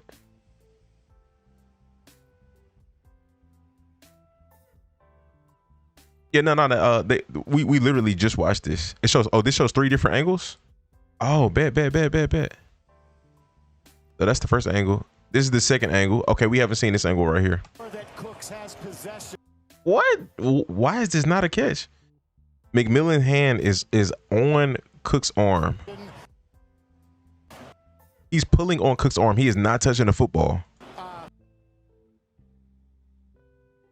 Hold on. Cook still got his hand on here. Cook still got his hand on there. And when Cooks hits the ground completely, when he's completely hit the ground, which again, once his knee touches the ground, that's he's down. That's GG's. 50-50 balls always go to the offense. This is one of the better angles, but again, the ball still doesn't move. I'm trying to see McMillan hand. McMillan has on what color gloves? Brandon Cooks got on red gloves. McMillan has white gloves. All white gloves. White on both sides. Orange and white. Cooks got the ball. McMillan hand again. It's on top of Cook's arm.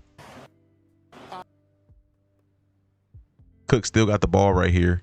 McMillan has a hand underneath the ball right here, and this hand is starting. He's attempting to cradle the ball with the other hand, but Brandon Cooks has clear possession. He got a hand on top and a hand underneath. This is clear possession, and the ball is not moving.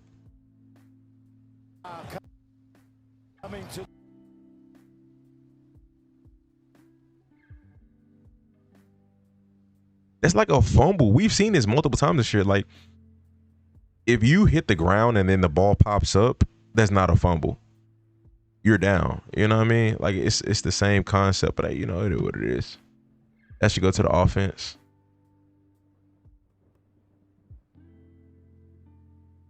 Doesn't he have to survive the ground? But the thing is, I can agree with that if this wasn't the case.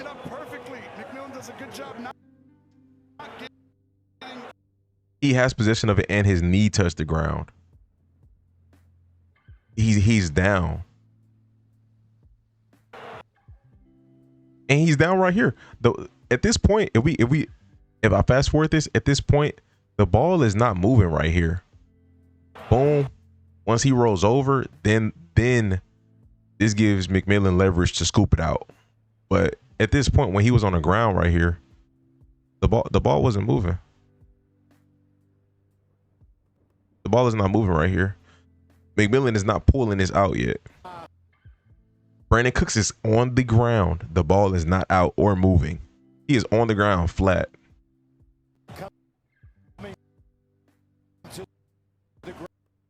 And McMillan gains leverage and is able to scoop it off of Brandon Cooks.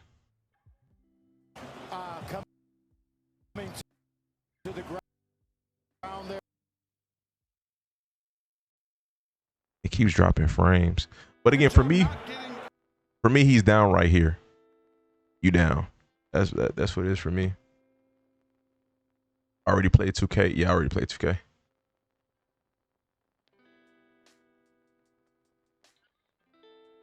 Refs have Broncos money line. Clear as day. Has anybody tried chocolate Uncrustables? Interesting. Play it in slow-mo. Are you playing it? You want me to see if the ball moves? I got you. I didn't know they had a chocolate Uncrustables. That's interesting. If I see it, I'll try it.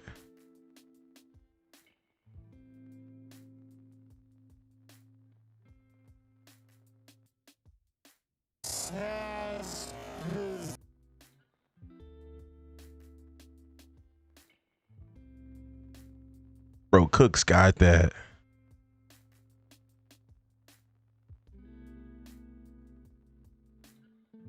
It's not until literally his back hits the ground that the ball comes out.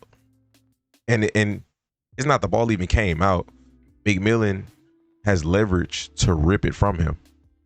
And it's not literally until his back hits the ground.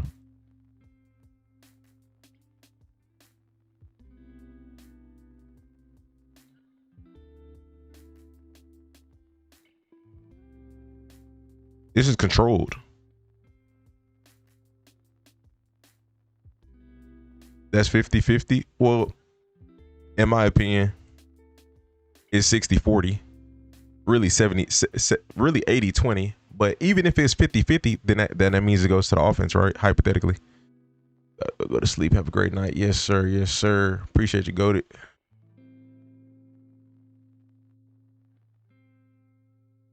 Refs for tomorrow have the worst crew and a lot of fans. Gotta find bro name. Interesting. Yeah, I don't think that's a 50-50 ball or 50-50 catch in itself. But, I mean, even if it was 50-50, again, it goes to the offense, which they didn't give it to the offense.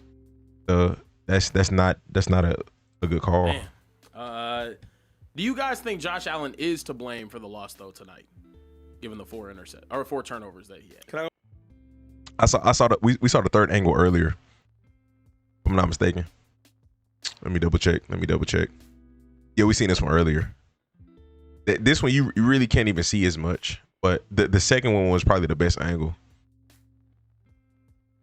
Go first. Non-refs matter. The refs did it. It's the refs' fault, right? In a football game, it's gonna be bad. If the defense hand under the ball and the wide receiver has his knee down, he gets the call. So the defensive player has one hand that is potentially possessing the ball versus the offensive player has it in his chest like this. McMillan got one hand on it. The other hand isn't grabbing the ball yet, but he's on the way of extending his fingers. He's not. Again, bro got the ball like this, 2 hands on it like these, and that's not a catch with his knee touching the ground. But I mean, hey, Josh isn't to blame. Plays and good plays. It's a matter of who's gonna keep shooting, right? Josh could have had turnovers and stopped shooting. He kept shooting, and he made the right shots. Everybody about to pass up, they when we get win. to this point where we need the rest to do the right thing, they don't do it. It's gonna be a good game. Easily went down there, made that catch, man, ran the ball 3 times, kicked the field goal, and win the game. And now we don't have that. So I'm gonna blame the rest for that. There's gonna be turnovers in games, right? He won the first turnover. And then and I look at the teams. First of all, if we want to do some real blaming, we can blame a lot of people, GMs included. Like, you got me going to war with a 9mm. Let's keep it honest. You got me going to war with 9mm. I don't got no bazookas. I don't got none of that. No AKs on none of that. I don't got no super gangsters on defense. No gangsters on offense. It's just me. And I got a really, really good running back. And I think he's a good running back. I don't think he's a really, really good running back. I think he's a good running back. I watched him today. Interesting. Asha, did you watch him today? Yeah, I did, of course. I told you, there's a lot of times he has great feet, good eyes. He do not make nobody miss. Cooks. Yeah, you know what I mean? Good running back. But anyway, it's not about, but I'm just saying, when you look at the game overall, you bring in Josh to a war with not really no weapons. That's the first issue. Then he brings his team there and they winning games and they got this game winning, the boys in the black and white. I'm done with it. Man. I'm done with it. Of course it's Josh Allen's fault. I'd like to hear why. I can give you reason after reason. Y'all know in the speakeasy we were. The worst play by Josh Allen in that game was that fumble. When he scrambled, that was the worst play by him. But outside of that, though, I mean, I don't think he played too bad. Work harder than any other show. I already got a Josh Allen breakdown on the social channels. Check it out after the show ends. Fourth quarter, game on the line, relatively clean pocket. Dawson Knox streaking behind Talanoa Hufanga versus cover 3. He's late wide pass. open. He's late. Josh, beautiful. I'm glad Shady's here next to me. He was late. He was late and he was high. Like, he's streaking. Here's the play, actually. Y'all know I got the all 22 footage because I got different types of content. Yeah, take a look at this, I'm glad you brought this one up because this is in all honesty. I need this. They get the all 22 the same day. The fans don't get all 22 until the next morning. The biggest play. Cover 3. Out there, yeah. Josh Allen must be blamed for the Bills' losses, not about the 4 turnovers, but when they occur right before half, and overtime. Great call. This is, in all honesty, the biggest play. Cover 3. Out there, yeah. Great call. Oh, he overthrew. This is, in all honesty, the biggest play. Cover 3. Out. Wide open, overthrow. Great call. Honestly, the biggest play. Up in the pocket. Cover 3. Out there. Yeah. Great call. I mean, There's a good job by Knox getting behind the 2 hook curl defenders. He passes the first hook curl defender, that's Singleton with the wide arm sleeves. Then he passes Talanoa Hufanga, that's who I'm pointing at, with the long hair at the 25-yard line. And he missed it. So what? He just missed it. So cool. So that's just one. That's just one. Cool. Okay, Right, cool. Bet. So remove that. So that's the one. Before that one, what kills me is in football, we often talk about the hidden quarter. Remove that. Bring us back on camera, please. We often talk about the hidden quarter. The hidden quarter, y'all know, it's like the last 4 minutes of the second half, the first 4 minutes of the first half. Last 4 minutes of the first half, first 4 minutes of the second half. The hidden quarter in football. Josh Allen fumbles in the last possession of the second half. And the broadcast, why are you running a play? Because you have the best, most talented player in football at quarterback. That's why you're running a I got free bacon. Bears winning. Hey, that's fire though. play. Josh Allen. Josh missed some plays. And again, I could like, am I giving Josh the sole blame for the loss? Nah, of course. Of course not. I get that this is the title, but I think this blame is spread. Like, Josh Allen didn't play bad enough to give him full blame for the loss. Again, when we go back to a game like Matthew Stafford throwing 3 interceptions versus the Falcons, we're giving you blame for that loss. I don't think Josh played bad enough to give him majority of the blame for the loss. You know what I mean? But he gonna get some, but I don't know if I give him like all like if it's to give him all the blame. You know what I mean? Or a majority of the blame. One thing you cannot do under any circumstance is turn the ball over, throw it out of bounds, take a sack, slide, dive, gain 5 yards, but don't turn the ball over, and he fumbles. Now, why does he fumble? Because he's carrying the ball out here like a loaf of bread. Yeah. No issue with it until you fumble. Great. That's the very end of the first half. That changed the lead from a 7-point game to a 10-point game. Yep. Great. It's fine, though. Shady's been in the locker room with Josh. He's been in the locker room with McDermott. Hey, fellas, we're down by 10. We'll rally. We'll come back out. We'll get 7 points. We'll get a stop. We'll get 7 points. We'll be in the lead. That's typically how coaches talk. Yeah. Bill start the ball. Second half.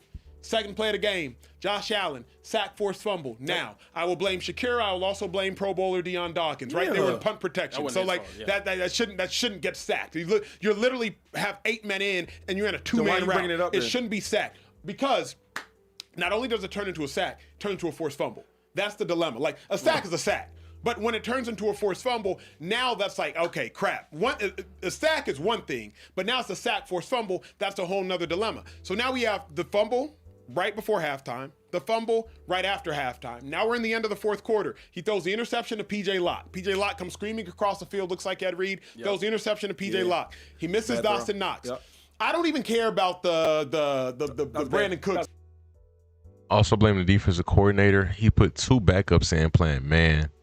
They both got scored on. The first one was Dane Jackson at corner guarding Mims, a slot fade. And the second was Darnell Savage at safety guarding Lil TJ. I mean, who else do they got though? You know what I mean?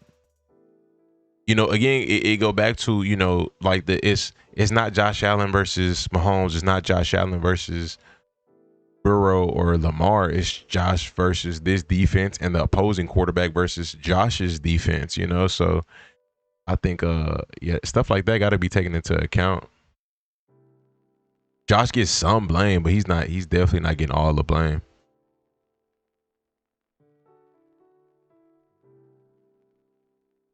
He said, "Lil TJ, a wide receiver. What the heck?"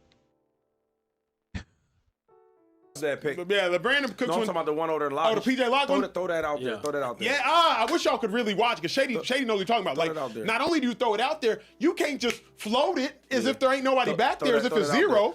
And so, to me, Shady, the reason I have to blame Josh Allen is 3 legitimized turnovers. I don't think that Brandon Cooks one should have been a turnover, but 3 legitimized. This is the one right here. Yeah, throw it out there. Go and throw it out there. Yeah, we'll show this one. But yeah, you're right, though. You said I said Lil TJ? What the heck? No, I didn't.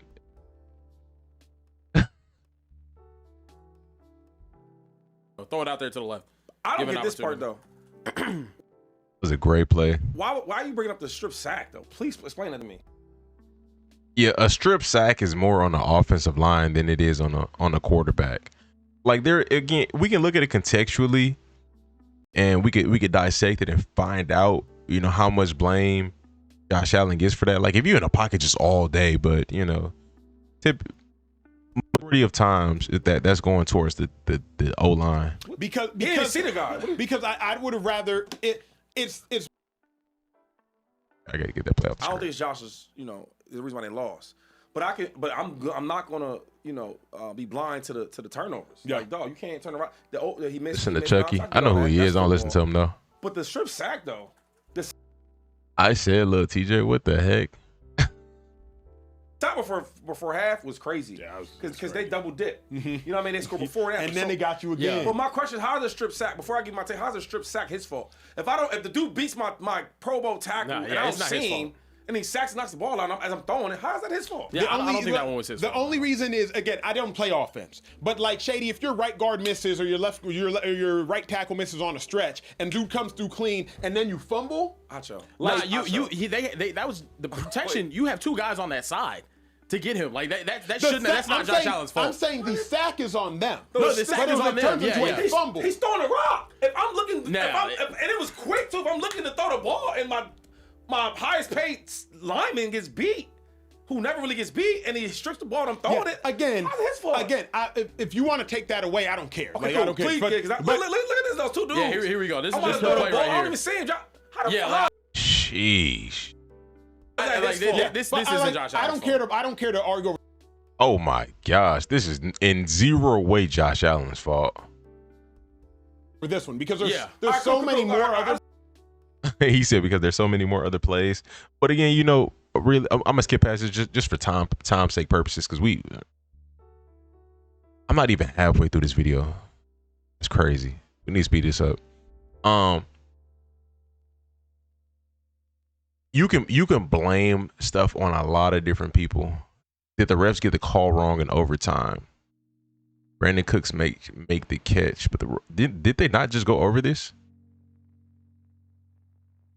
Oh, they went back to it. Okay. All right, what's the next topic?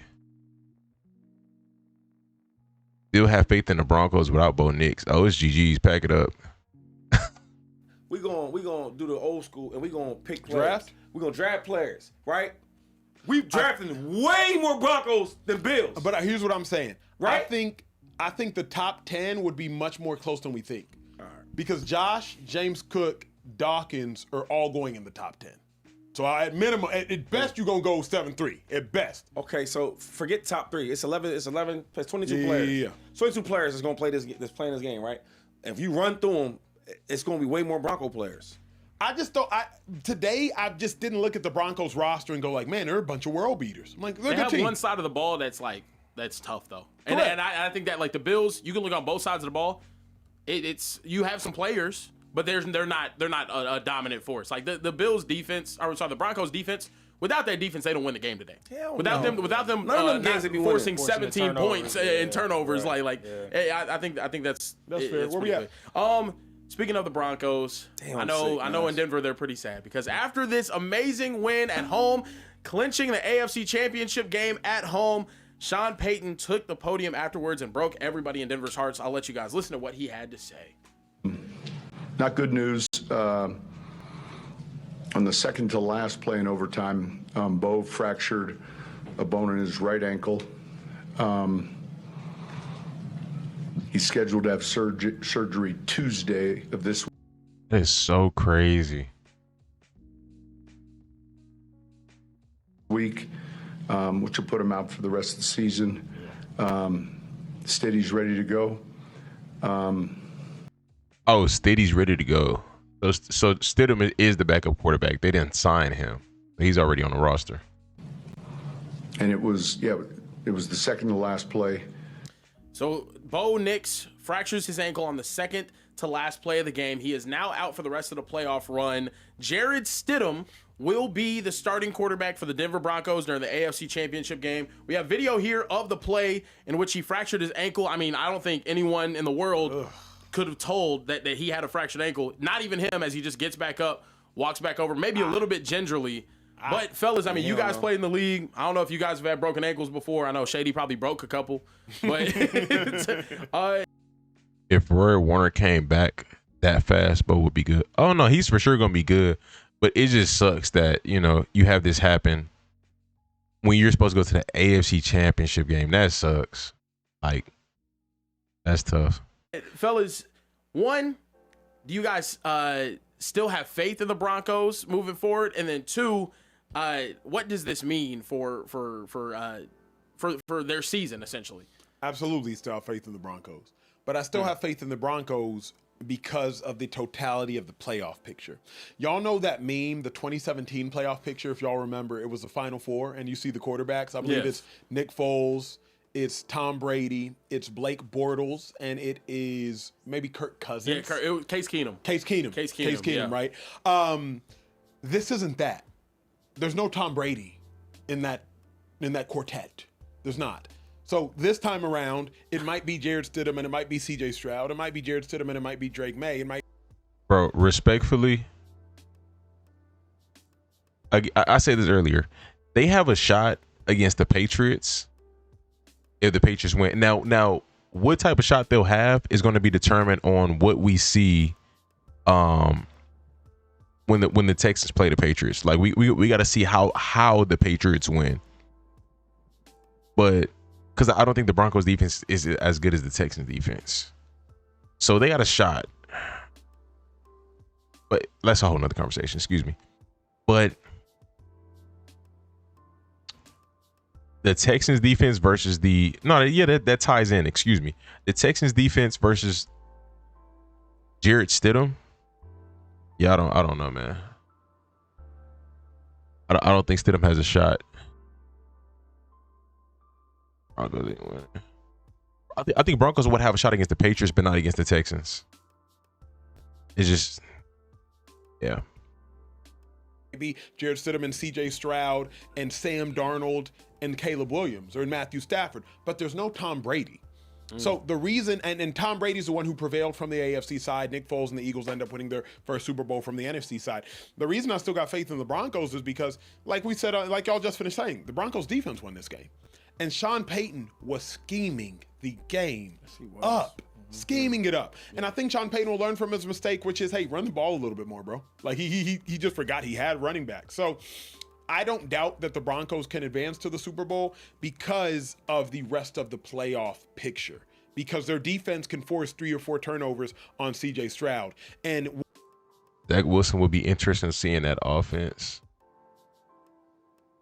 if they would have kept him. That would be super interesting to see. If Halfley and Flores leaving the division, interesting. What the Texans do to Drake May will tell us a lot more about what's possible to be done to Drake May. So I think he's fine. I think they're fine, 2-5. It's always tough. I mean, you're going to see a backup quarterback, man. Yeah.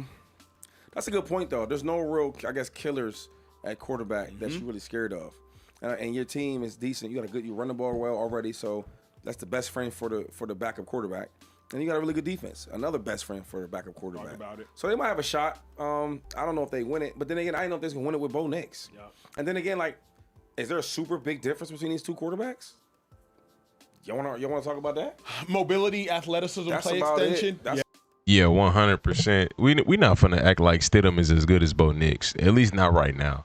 Bro hasn't played all season, and we expect him to go in there and just work the playbook as if Bo Nix, just like how Bo Nix has been the entire season. They're gonna have to, chemistry not gonna be there. A whole bunch of stuff is not gonna be there. We can't do that. That's about it. That's other than that. But that's the reason I would suggest that there is Did him having his Foles run? One, imagine. Bo Nix. There's a reason Sean Payton drafted Bo Nix where he did. Now, there's a reason Sean Payton kept Jarrett Stidham. They needed a quarterback. Right? Remember, Sean Payton chose to keep Jarrett Stidham. When he got rid of Russell Wilson, it was Jarrett Stidham that took over as that backup. So clearly Sean Payton likes Jarrett Stidham, and he didn't even mince words. Hey, Jarrett Stidham's going to be our guy. But I don't think it matters that much. I think that's what I'm saying. And here's what we're going to notice. Tomorrow's game is going to be so telling. Because I believe Mike Vrabel and DeMeco Ryans are both going to say, hey, quarterbacks, don't lose the game. And Drake May's an MVP candidate and he's an MVP talent this year. But I think if you're in the AFC picture right now, hey, quarterback, don't lose the game. Whichever quarterback has the fewest turnovers, win. And that's what it's been so far in the AFC playoff picture. Hey, whatever quarterback has the fewest major turnovers. Aaron Rodgers, pick six, a fumble six, they lost. Josh Allen, 4 turnovers, they lost. I think in the AFC playoffs and maybe even the playoffs at large, hey, whatever quarterback has the fewest turnovers wins the game. So to me, 2-5, I don't know that there's a team that can apply enough pressure to the Broncos to make Jarrett Stidham have to freak the hell out. Seen Stidham play for the Pats. When the last time Stidham played for the Pats? He did all right, but made a lot of mistakes. Broncos filled with Bears fans. Built in 2010. 2010 was a minute ago. And that's what I'm saying. Like, I don't know Stidham and Knicks. I think they're close. I think they're similar. I think probably Knicks is probably better because he's more athletic, but I don't think it's a big gap between them two. I truly don't. Probably the primary gap, if we're just being honest, is that dog factor and that it factor. Like, crazy enough, say what you want to say about Bo Nix, but he has proven time and time again this season that he just isn't afraid of a moment. You know, I think before the fractured or after the fractured ankle, I think is when they draw that last PI penalty. So Bo Nix has proven he's not afraid of the moment. If you're Jarrett Stidham, 251, is Jarrett Stidham taking a meaningful snap since he was like at Baylor or at Auburn? Oh, I don't know that Jarrett Stidham's taking a meaningful snap, and he's gonna wake up. Stidham for sure started some games for the Pats, but that was like when Cam Newton was around. When Cam Newton played for the Pats, that was what, 4 years ago, 3 years ago, maybe. So I don't think like to just throw him out there in the fire, especially if he's going against a Texans defense. I'm not betting on that at all to come out and win that. Again, if he's going against the Patriots defense, you know, for sure, yeah, you got a shot. And go against maybe the number one defense in football, That'd be 7 the best hours. defense in the last Sheesh. 8 years of the Houston Texans. He's going to wake up next week and have to go against Mike Vrabel and the Patriots. That's the only thing. That sounds better. I mean, you're right. The way you're saying it sounds better, but the truth. Stidham did start games. I very much remember bro starting some games. Last. He never started. He played in garbage time and in the preseason. Bro's never started a game in his career. Talking about Zappy. Maybe I am talking about Zappy. I could have sworn I seen this dude start some games. What you said? Sick. Read last. If just copy and paste next time. Imagine Broncos sign Kurt Benkert. Oh man. Interesting.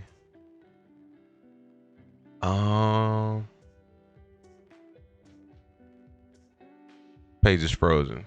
Let me go back. This only shows games played. Go here.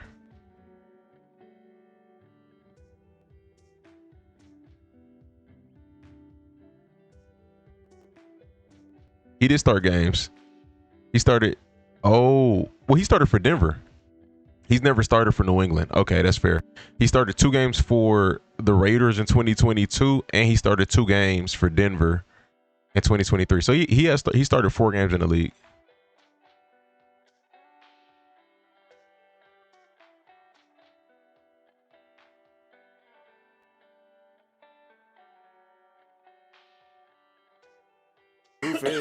He's a solid quarterback. Bro said Osweiler. Interesting. Read coverages. He has a really, really great offensive coordinator in Sean Payton, who's going to make it easy for him the same way they make it super easy for Bo Nix. If you watch the way they play, the half field reads they give him, the simple reads they give him, it's the same thing. So bro, Stidham is not finna escape out the pocket like Bo Nix does. Like we not finna get that same effect. We gonna skim past this here. I do like this topic, and I want to listen to this topic more, but we just got to keep it pushing because I've been streaming way longer than I intended on. Did Falcons get the head coach hire right? The Atlanta Falcons, one of the best job openings in all of the NFL right now, was filled today by head coach Kevin Stefanski. He is now the Atlanta Falcons head coach. He now has... This is so interesting. We're going to see how this plays out. More weapons than he did in Cleveland. Did the Falcons get the head coach hire right, Acho? Couldn't have been more right. It couldn't have been more right. Here's why. Let me lose the facetiousness and be honest. I do not want to entrust Bijan Robinson, Michael Penix coming off an injury in the year in which I need to figure out if I'm picking up his fifth-year option, Drake London and Kyle Pitts.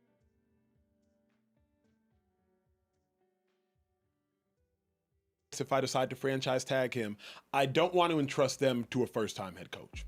I just don't. But there's plenty head coaches in this market that are not first-time head coaches that I think are better options than Stefanski. No offense to him. Bijan Robinson's going to sit in his prime for the next 3 to 4 years. I'm not going to give a first-time head coach 3 of those years. Michael Penix is coming off a year in which we need to make a decision about him. I don't want to entrust that to a first-time head coach. Drake London is already here and here and here. I don't want to entrust that to a first-time head coach. I want to entrust this incredibly... There's about 10 head coaches out there right now that are not first-time head coaches that are in this hiring pool. And if I'm wrong on that, there's 100% at least 5, but there's somewhere 5 to 10. And if somebody told me it was more, I wouldn't be surprised. But there's 5 to 10 outside of Stefanski that are not first-time head coaches. Young but incredibly talented offense to a guy who's been through the fire, both good and bad. With all due respect, Stefanski's had some bad of which he should learn from, and Stefanski's had some good that taught him. So the Atlanta Falcons made, in my mind, the best decision because what are you going to do? Promote Zach Robinson? You're going to go get Kubiak, who's never been a head coach before? You're going to go get the Texans offensive coordinator? You're going to go get Mike? See, the thing is, though, I would take Kubiak. Why? Because he's a better, we're entrusting him with these pieces, with these valuable pieces. Mike P, Bijan Robinson, Tyler Algier, potentially Kyle Pitts if you re-sign him, Drake London, whatever other options that you add to that offense. We're entrusting him to come in here, and the success that Seattle is having, we want you to come and bring that here.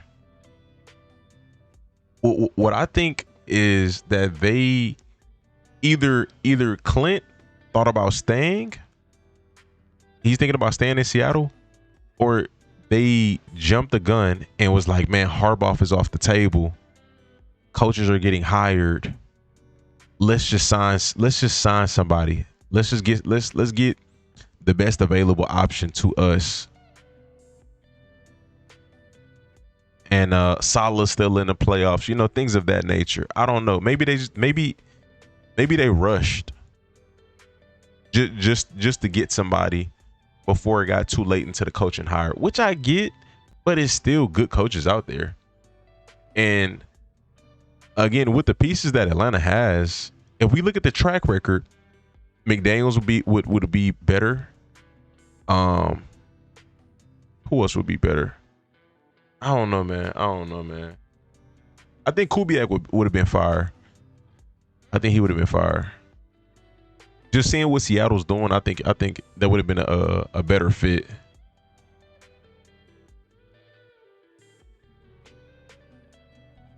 McDaniel, I don't want to entrust Bijan, who might be the most talented player in football in the last 5 or so years, to a first-time guy. And here's also what we know. Kevin Stefanski, at his height, has done really good things. You don't have to call him great things, but at a minimum, he's done really good things.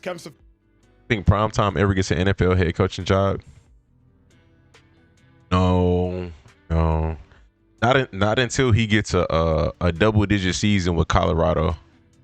Stefanski got really good out of Baker Mayfield. He got really good out of Nick Chubb. He was getting really good out of Quinshon Judkins. He got really good out of Harold Fannin. So he knows how to make tight ends eat, David Njoku. He knows how to allow running backs to eat. He knows how to call. That sounds good, bro, but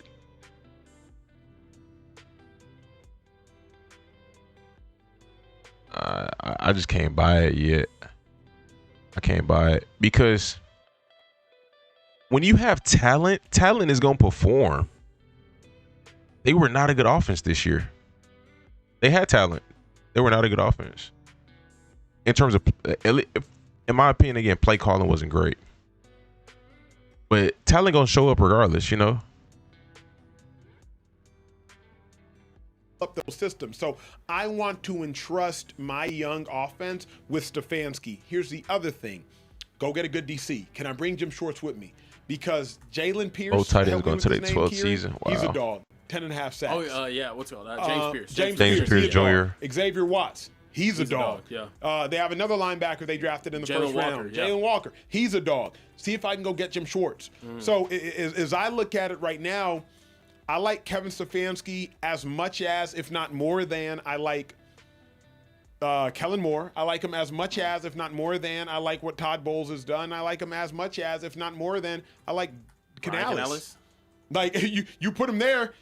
Kevin Stefanski, I think, has as many playoff appearances as any of those coaches. Head coaches, they're all young. Yeah. Todd Bowles, I think he has maybe 3 playoff appearances. So, hell yeah, I think Kevin Stefanski walks into that division, and I would probably say he's the best head coach right now. Shady, any thoughts? Wait, So, that like that? Too bad, terrible. I think McDermott, Trey.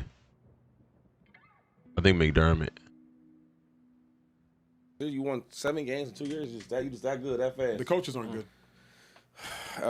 Chat saying you about to buy a Stefanski Atlanta Falcons jersey. Yo, that's funny though. You're going to be wearing that one like a Vic. I don't know if this is a great hire though. I mean, I feel like this hire was lazy. Yeah. Really? They interviewed him twice. I think they rushed this hire, bro. There were better coaches out there. No offense to Stefanski. No offense to bro. It definitely was better coaches out there. But it's 50-50. Either it's going to work out or it's not. Do I see Stefanski taking the Falcons to a Super Bowl within the next 5 years? I don't know, man. They have talent because they are that close in terms of like with the team constructed how it is right now. They have pending Super Bowl talent within a 5-year span if they draft right, if they make all the right moves. But I don't know if he's that caliber of coach. And I think there's somebody else that you could probably plug in and you would get the most out of the roster. I don't know if you plug him in and you get the most out of the roster. But we'll see. We'll see. Because if he's going to be the one calling plays, I don't know if I'm feeling that. You know, we'll see. It was Ken Dorsey. McDermott was not the QB coach. Oh, so McDermott got promoted. Interesting. Ken Dorsey was a development. Gosh, he's the turnovers. They made whole cycles. No. Lazy as in like, did you holler at Harbaugh? Oh, got you. Way more successful, better coach, like way better coach, like way better coach.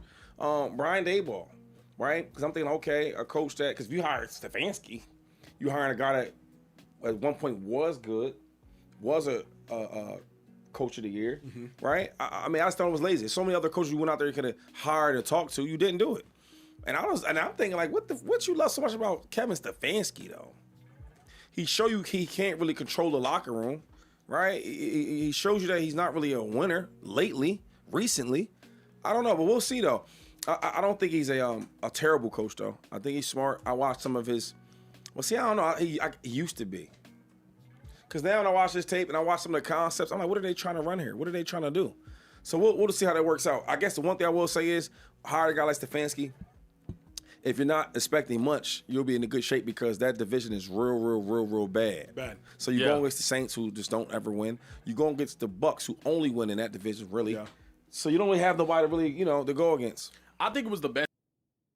Oh, I thought you said who was the head coach. I didn't read QB coach. I didn't read that at all. Job opening.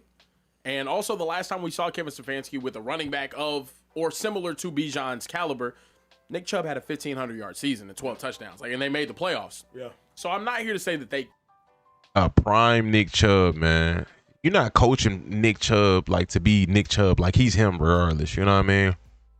I think they should be a playoff team next year. I think regardless of head coach, why that matter they about should the running backs though? No, I'm saying because Bijan he gonna get. And that's what it come down to, bro. Like when talent is there, they're going to show up. When you got talent, they're gonna show up. You gotta coach well, and I don't know, bro. I don't know. He gonna do his thing regardless. Anyway, Exactly. But, other people. but hopefully I'm more so Stefanski saying- gives it to him. Yeah, that's what I'm saying. I'm more so saying I trust him to give his running back the ball. yeah. And also, the best we've seen Stefanski offenses look are when they have an elite running back there. When Nick Chubb was a top 3, top 4, top 5 running back in the NFL, that's when Stefanski's offenses were making it to the playoffs and they were actually performing well enough and whatnot. Yeah. If they do go get a Schwartz, I like it a whole lot more, and we get to see how good of a coach he really is. I do think it's a risk, though. I think people think it's not a risk because of the You think Stefanski's a risk? I think he is. Oh. I think people think he's not a risk because Stefanski is a risk. That's not a 100% good hire. It's 50-50. For a coach to win 7 games in a 2-year span with the defense like that, like a defense that he had, it's not it's 50-50. It's super 50-50. he won 2 coaches of the year in Cleveland and this and that, and the roster was bad and whatnot. What happens when he gets out there and maybe that offense is just as stale as it's looked the past couple of years? But here's why I believe that to be impossible. And here's the other thing we don't talk enough about. Impossible is crazy. Stefanski can put together one hell of a staff because we don't give enough credit to that running back coach, Deuce Staley. Yeah. So hopefully he can find. Bro. Respectfully.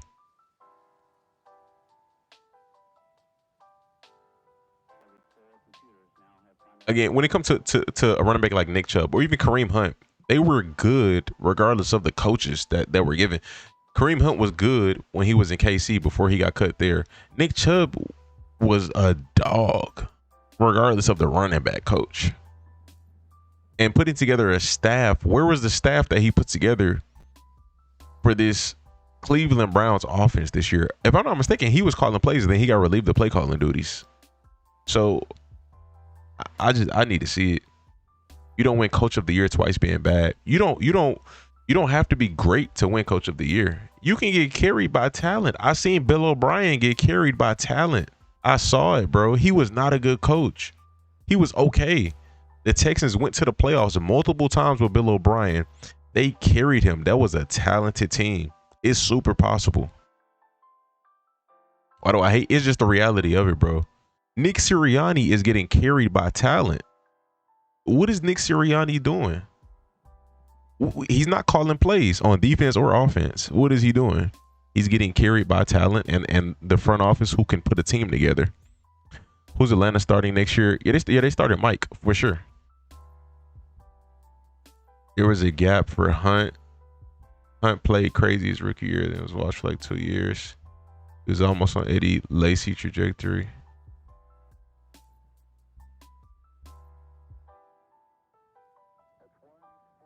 He bounced around the league. Kareem was good. He got cut from KC because of that domestic thing. He went to Cleveland. He's splitting carries with Nick Chubb, so he can't play. He's not a full-fledged starter. And then they go with Quinshon Judkins, so they wanted to go younger at running back. If I'm not mistaken, Hunt was he on the Chiefs last year? But they wanted to go younger at running back this year. I gotta fact check that, and that's why he's not there no more. He was almost on an 80 Lacy trajectory. He was good though. Was Bill O'Brien not good? Bro, at Bama and Houston, you can say he was good at Bama.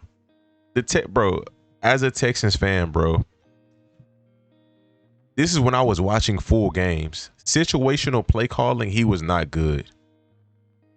It is what it is, bro. You can say he was good at Bama, but Chip Kelly looked good at Ohio State. And then what did Chip Kelly do this year in the NFL? He did terrible. Bama is a loaded school. Ohio State is a loaded school. So you can look good as a coach at a loaded school. I'm not really worried about that. Like, that's cool. Go to another school and do the same thing. Go to a school that's not,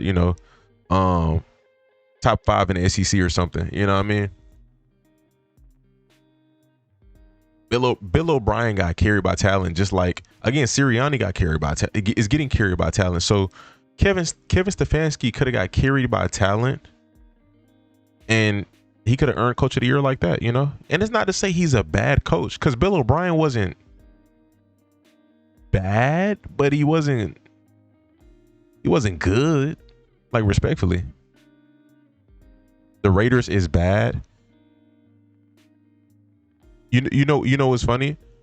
The Cowboys defense is bad, but they got good play calling on offense. The Bears defense is bad, but their play calling on offense is good sometimes. The Rams secondary is bad, but they got good play calling on offense. So just because the defense is bad or other parts of the team is bad, Chip Kelly play calling was abysmal. It was not good. Not good play calling.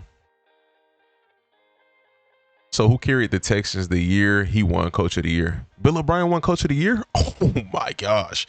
I do not remember this. That's crazy. Who carried? I'm gonna show you exactly who carried. We're gonna look at that roster. And I guarantee you I can find some good names. When did he win Coach of the Year? Maxwell Coach of the Year in 2012.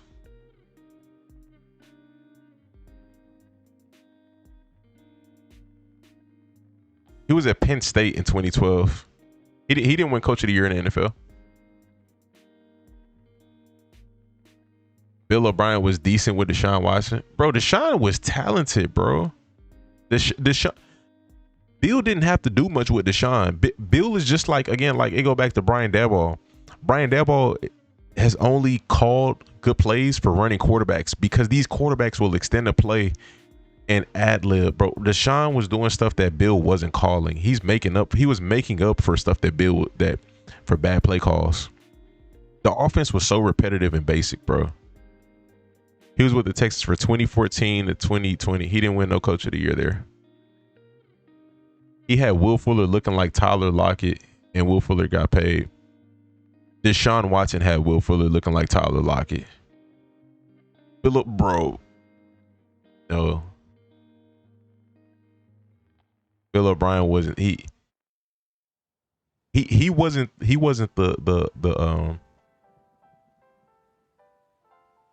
the sole reason why that team was doing so good. I can see D-Hop, but the other two, who's calling the plays? The play calling was stale. It was mid. It was basic.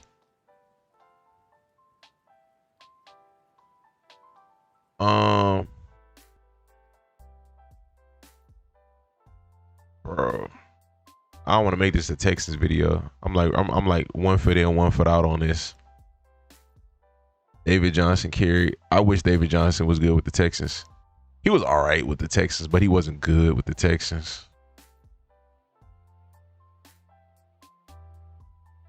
He schemed open Kenny, Will Fuller, Kenny Stills. I seen it with my own 2 eyes. Bro, I'm a Texans fan, bro. I was watching the Texans at that time. Our offensive play calling was not great. Bro, we blew a 24-point lead to the Chiefs in the playoffs. That's bad coaching. With Deshaun Watson, Will Fuller, DeAndre Hopkins, JJ Watt. That's bad coaching, bro. What was the offense looking like? Texans had 5 good running backs. Bill O'Brien play calling was good based off of what Trey was saying.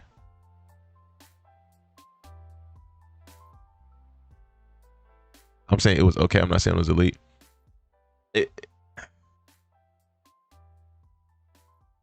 Play calling was not great. Whatever.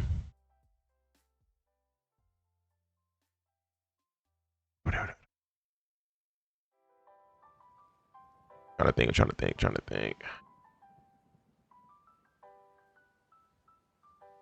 Find a way to bring Deuce over there too. Hey Deuce, come coach.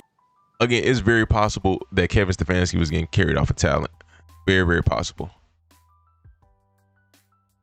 Bijan, and let me give you as much bread as you need. Yeah. Come coach the best running back in football because Deuce Staley know how to coach some running backs. Jim Schwartz knows how to dial up a defense. The reason I say it's impossible, remember who the Browns were alleged to get at quarterback this season? Oh wait, Kirk Cousins. Who's in Atlanta?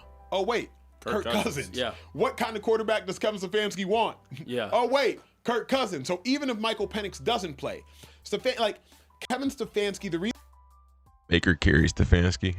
I'd have to look at that roster and we can determine that, but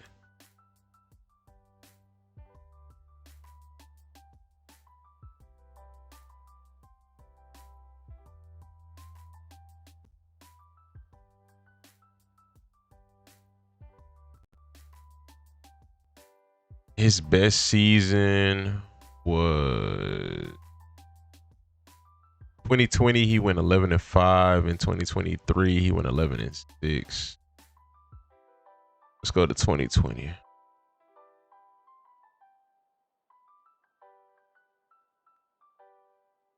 And it's not to say he wasn't. That's not to say he was a terrible head coach or anything, because I'm not gonna go that far and be like he was terrible, he was bad. But I'd have to hear from a Browns fan, because I didn't watch full Browns game. I can't really have an opinion on that. But I say it's possible. Baker, 3,500 yards, 26 touchdowns, 8 picks. That's a very good ratio. Touchdown to interception. Nick Chubb and Kareem Hunt total for 1,800 rushing yards. 1,800 rushing yards, 18 rushing touchdowns.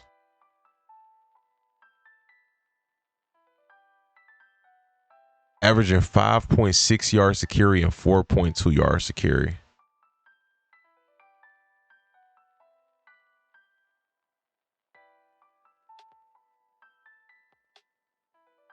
They had Jarvis Landry, Austin Hooper, Odell Beckham, Donovan Peoples-Jones. That's a talented roster.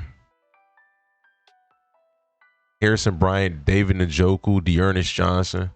That's a talented roster. On the defense, they had Terrence Mitchell, Larry Ogunjobi, Myles Garrett, B.J. Goodson, Andrew Sendeo, Yoni Taki, Denzel Ward, Carl Joseph, Mac Wilson, Ronnie Harrison, Kevin Johnson.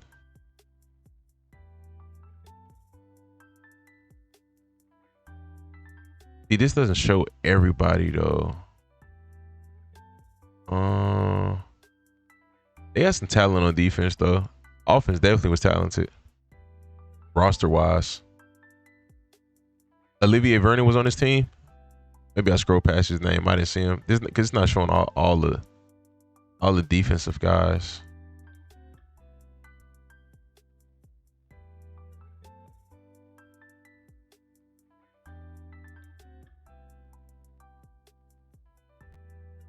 OBJ was a shell of himself. Bro, OBJ was underused. OBJ went to the Rams and had and would have won Super Bowl MVP after this. OBJ was not I would not say he was a shell of himself. 319 yards. He only played in 7 games, so he was injured if anything. But 28-year-old Odell Beckham, I wouldn't call it a shell of himself.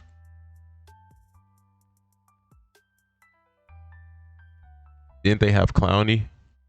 I don't know if it was on this one here.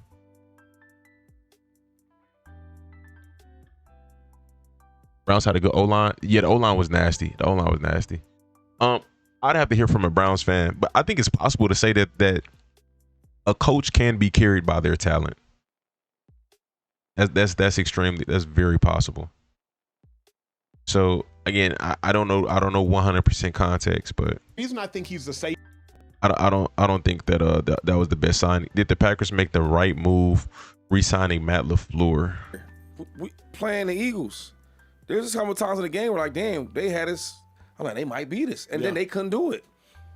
And if you watch the last couple of years with him, they don't get it done. Yeah. So like, I just don't understand like, why do OBJ was the third receiver, Cup 1 Triple Crown, and Van Jefferson was the deep threat and basically wide receiver 2. I mean, OBJ signed late, so it's not like he didn't necessarily have to be. I'm not gonna say he was number 2 off rip because he signed later in the season.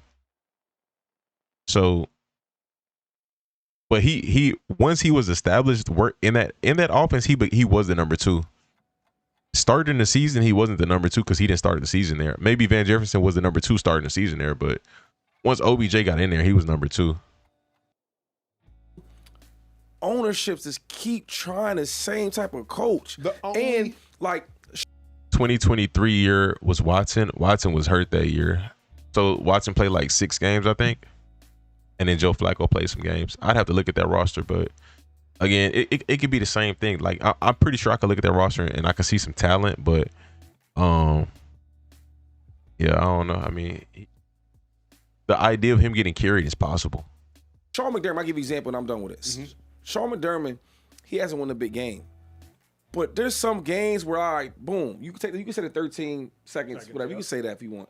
But other than that, there's times where he plays well on defense, right? Or coaches well on defense, and they're in the game for a reason.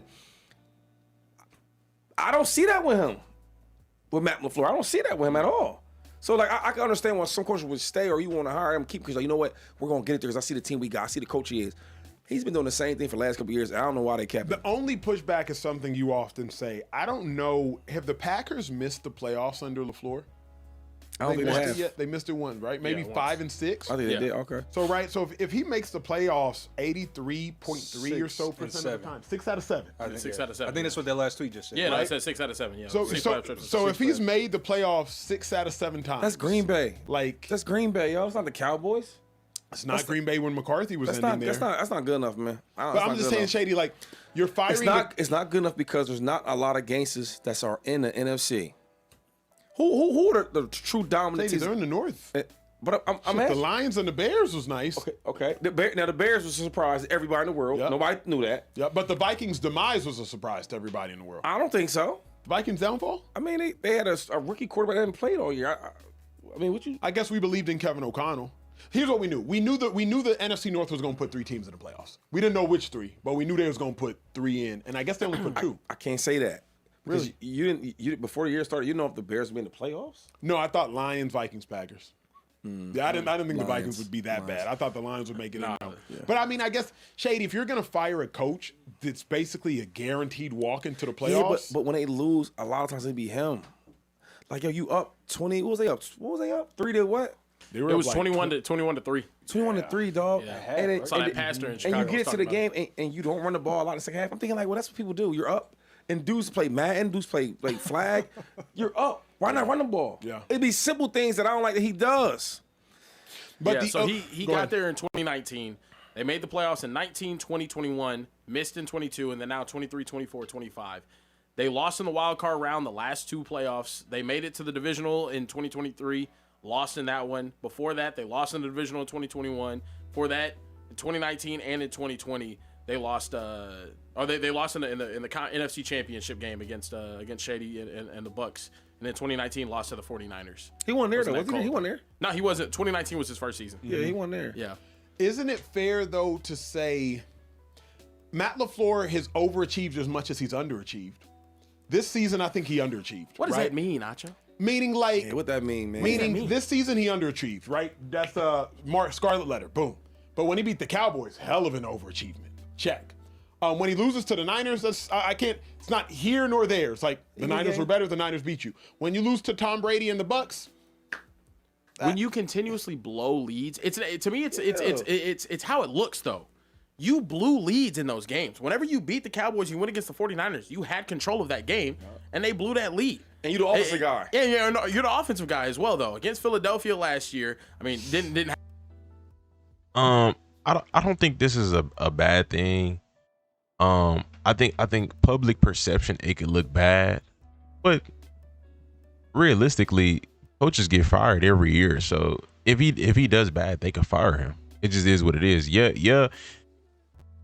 Teams sign players to extensions and then trade them the next year. You know what I mean? So the optics of it is very interesting. Giving him a multi-year contract, but I mean, it is what it is. Have a chance. yeah, Didn't have a chance. Eagles. But if we go through it, here's the point I'm making. Though. If you I think he's a good coach, but he's not a great coach. You know, kind of like how we look at Tomlin. Good coach, but not great. They only did to keep the rivalry going. If Ben didn't embarrass him, he wouldn't have got re-signed. Interesting. They're gonna be fine next year. As how good, I don't know, but we'll see. But we're gonna go ahead and end this. I think this is the last topic that they on. So keep pushing y'all. Be blessed.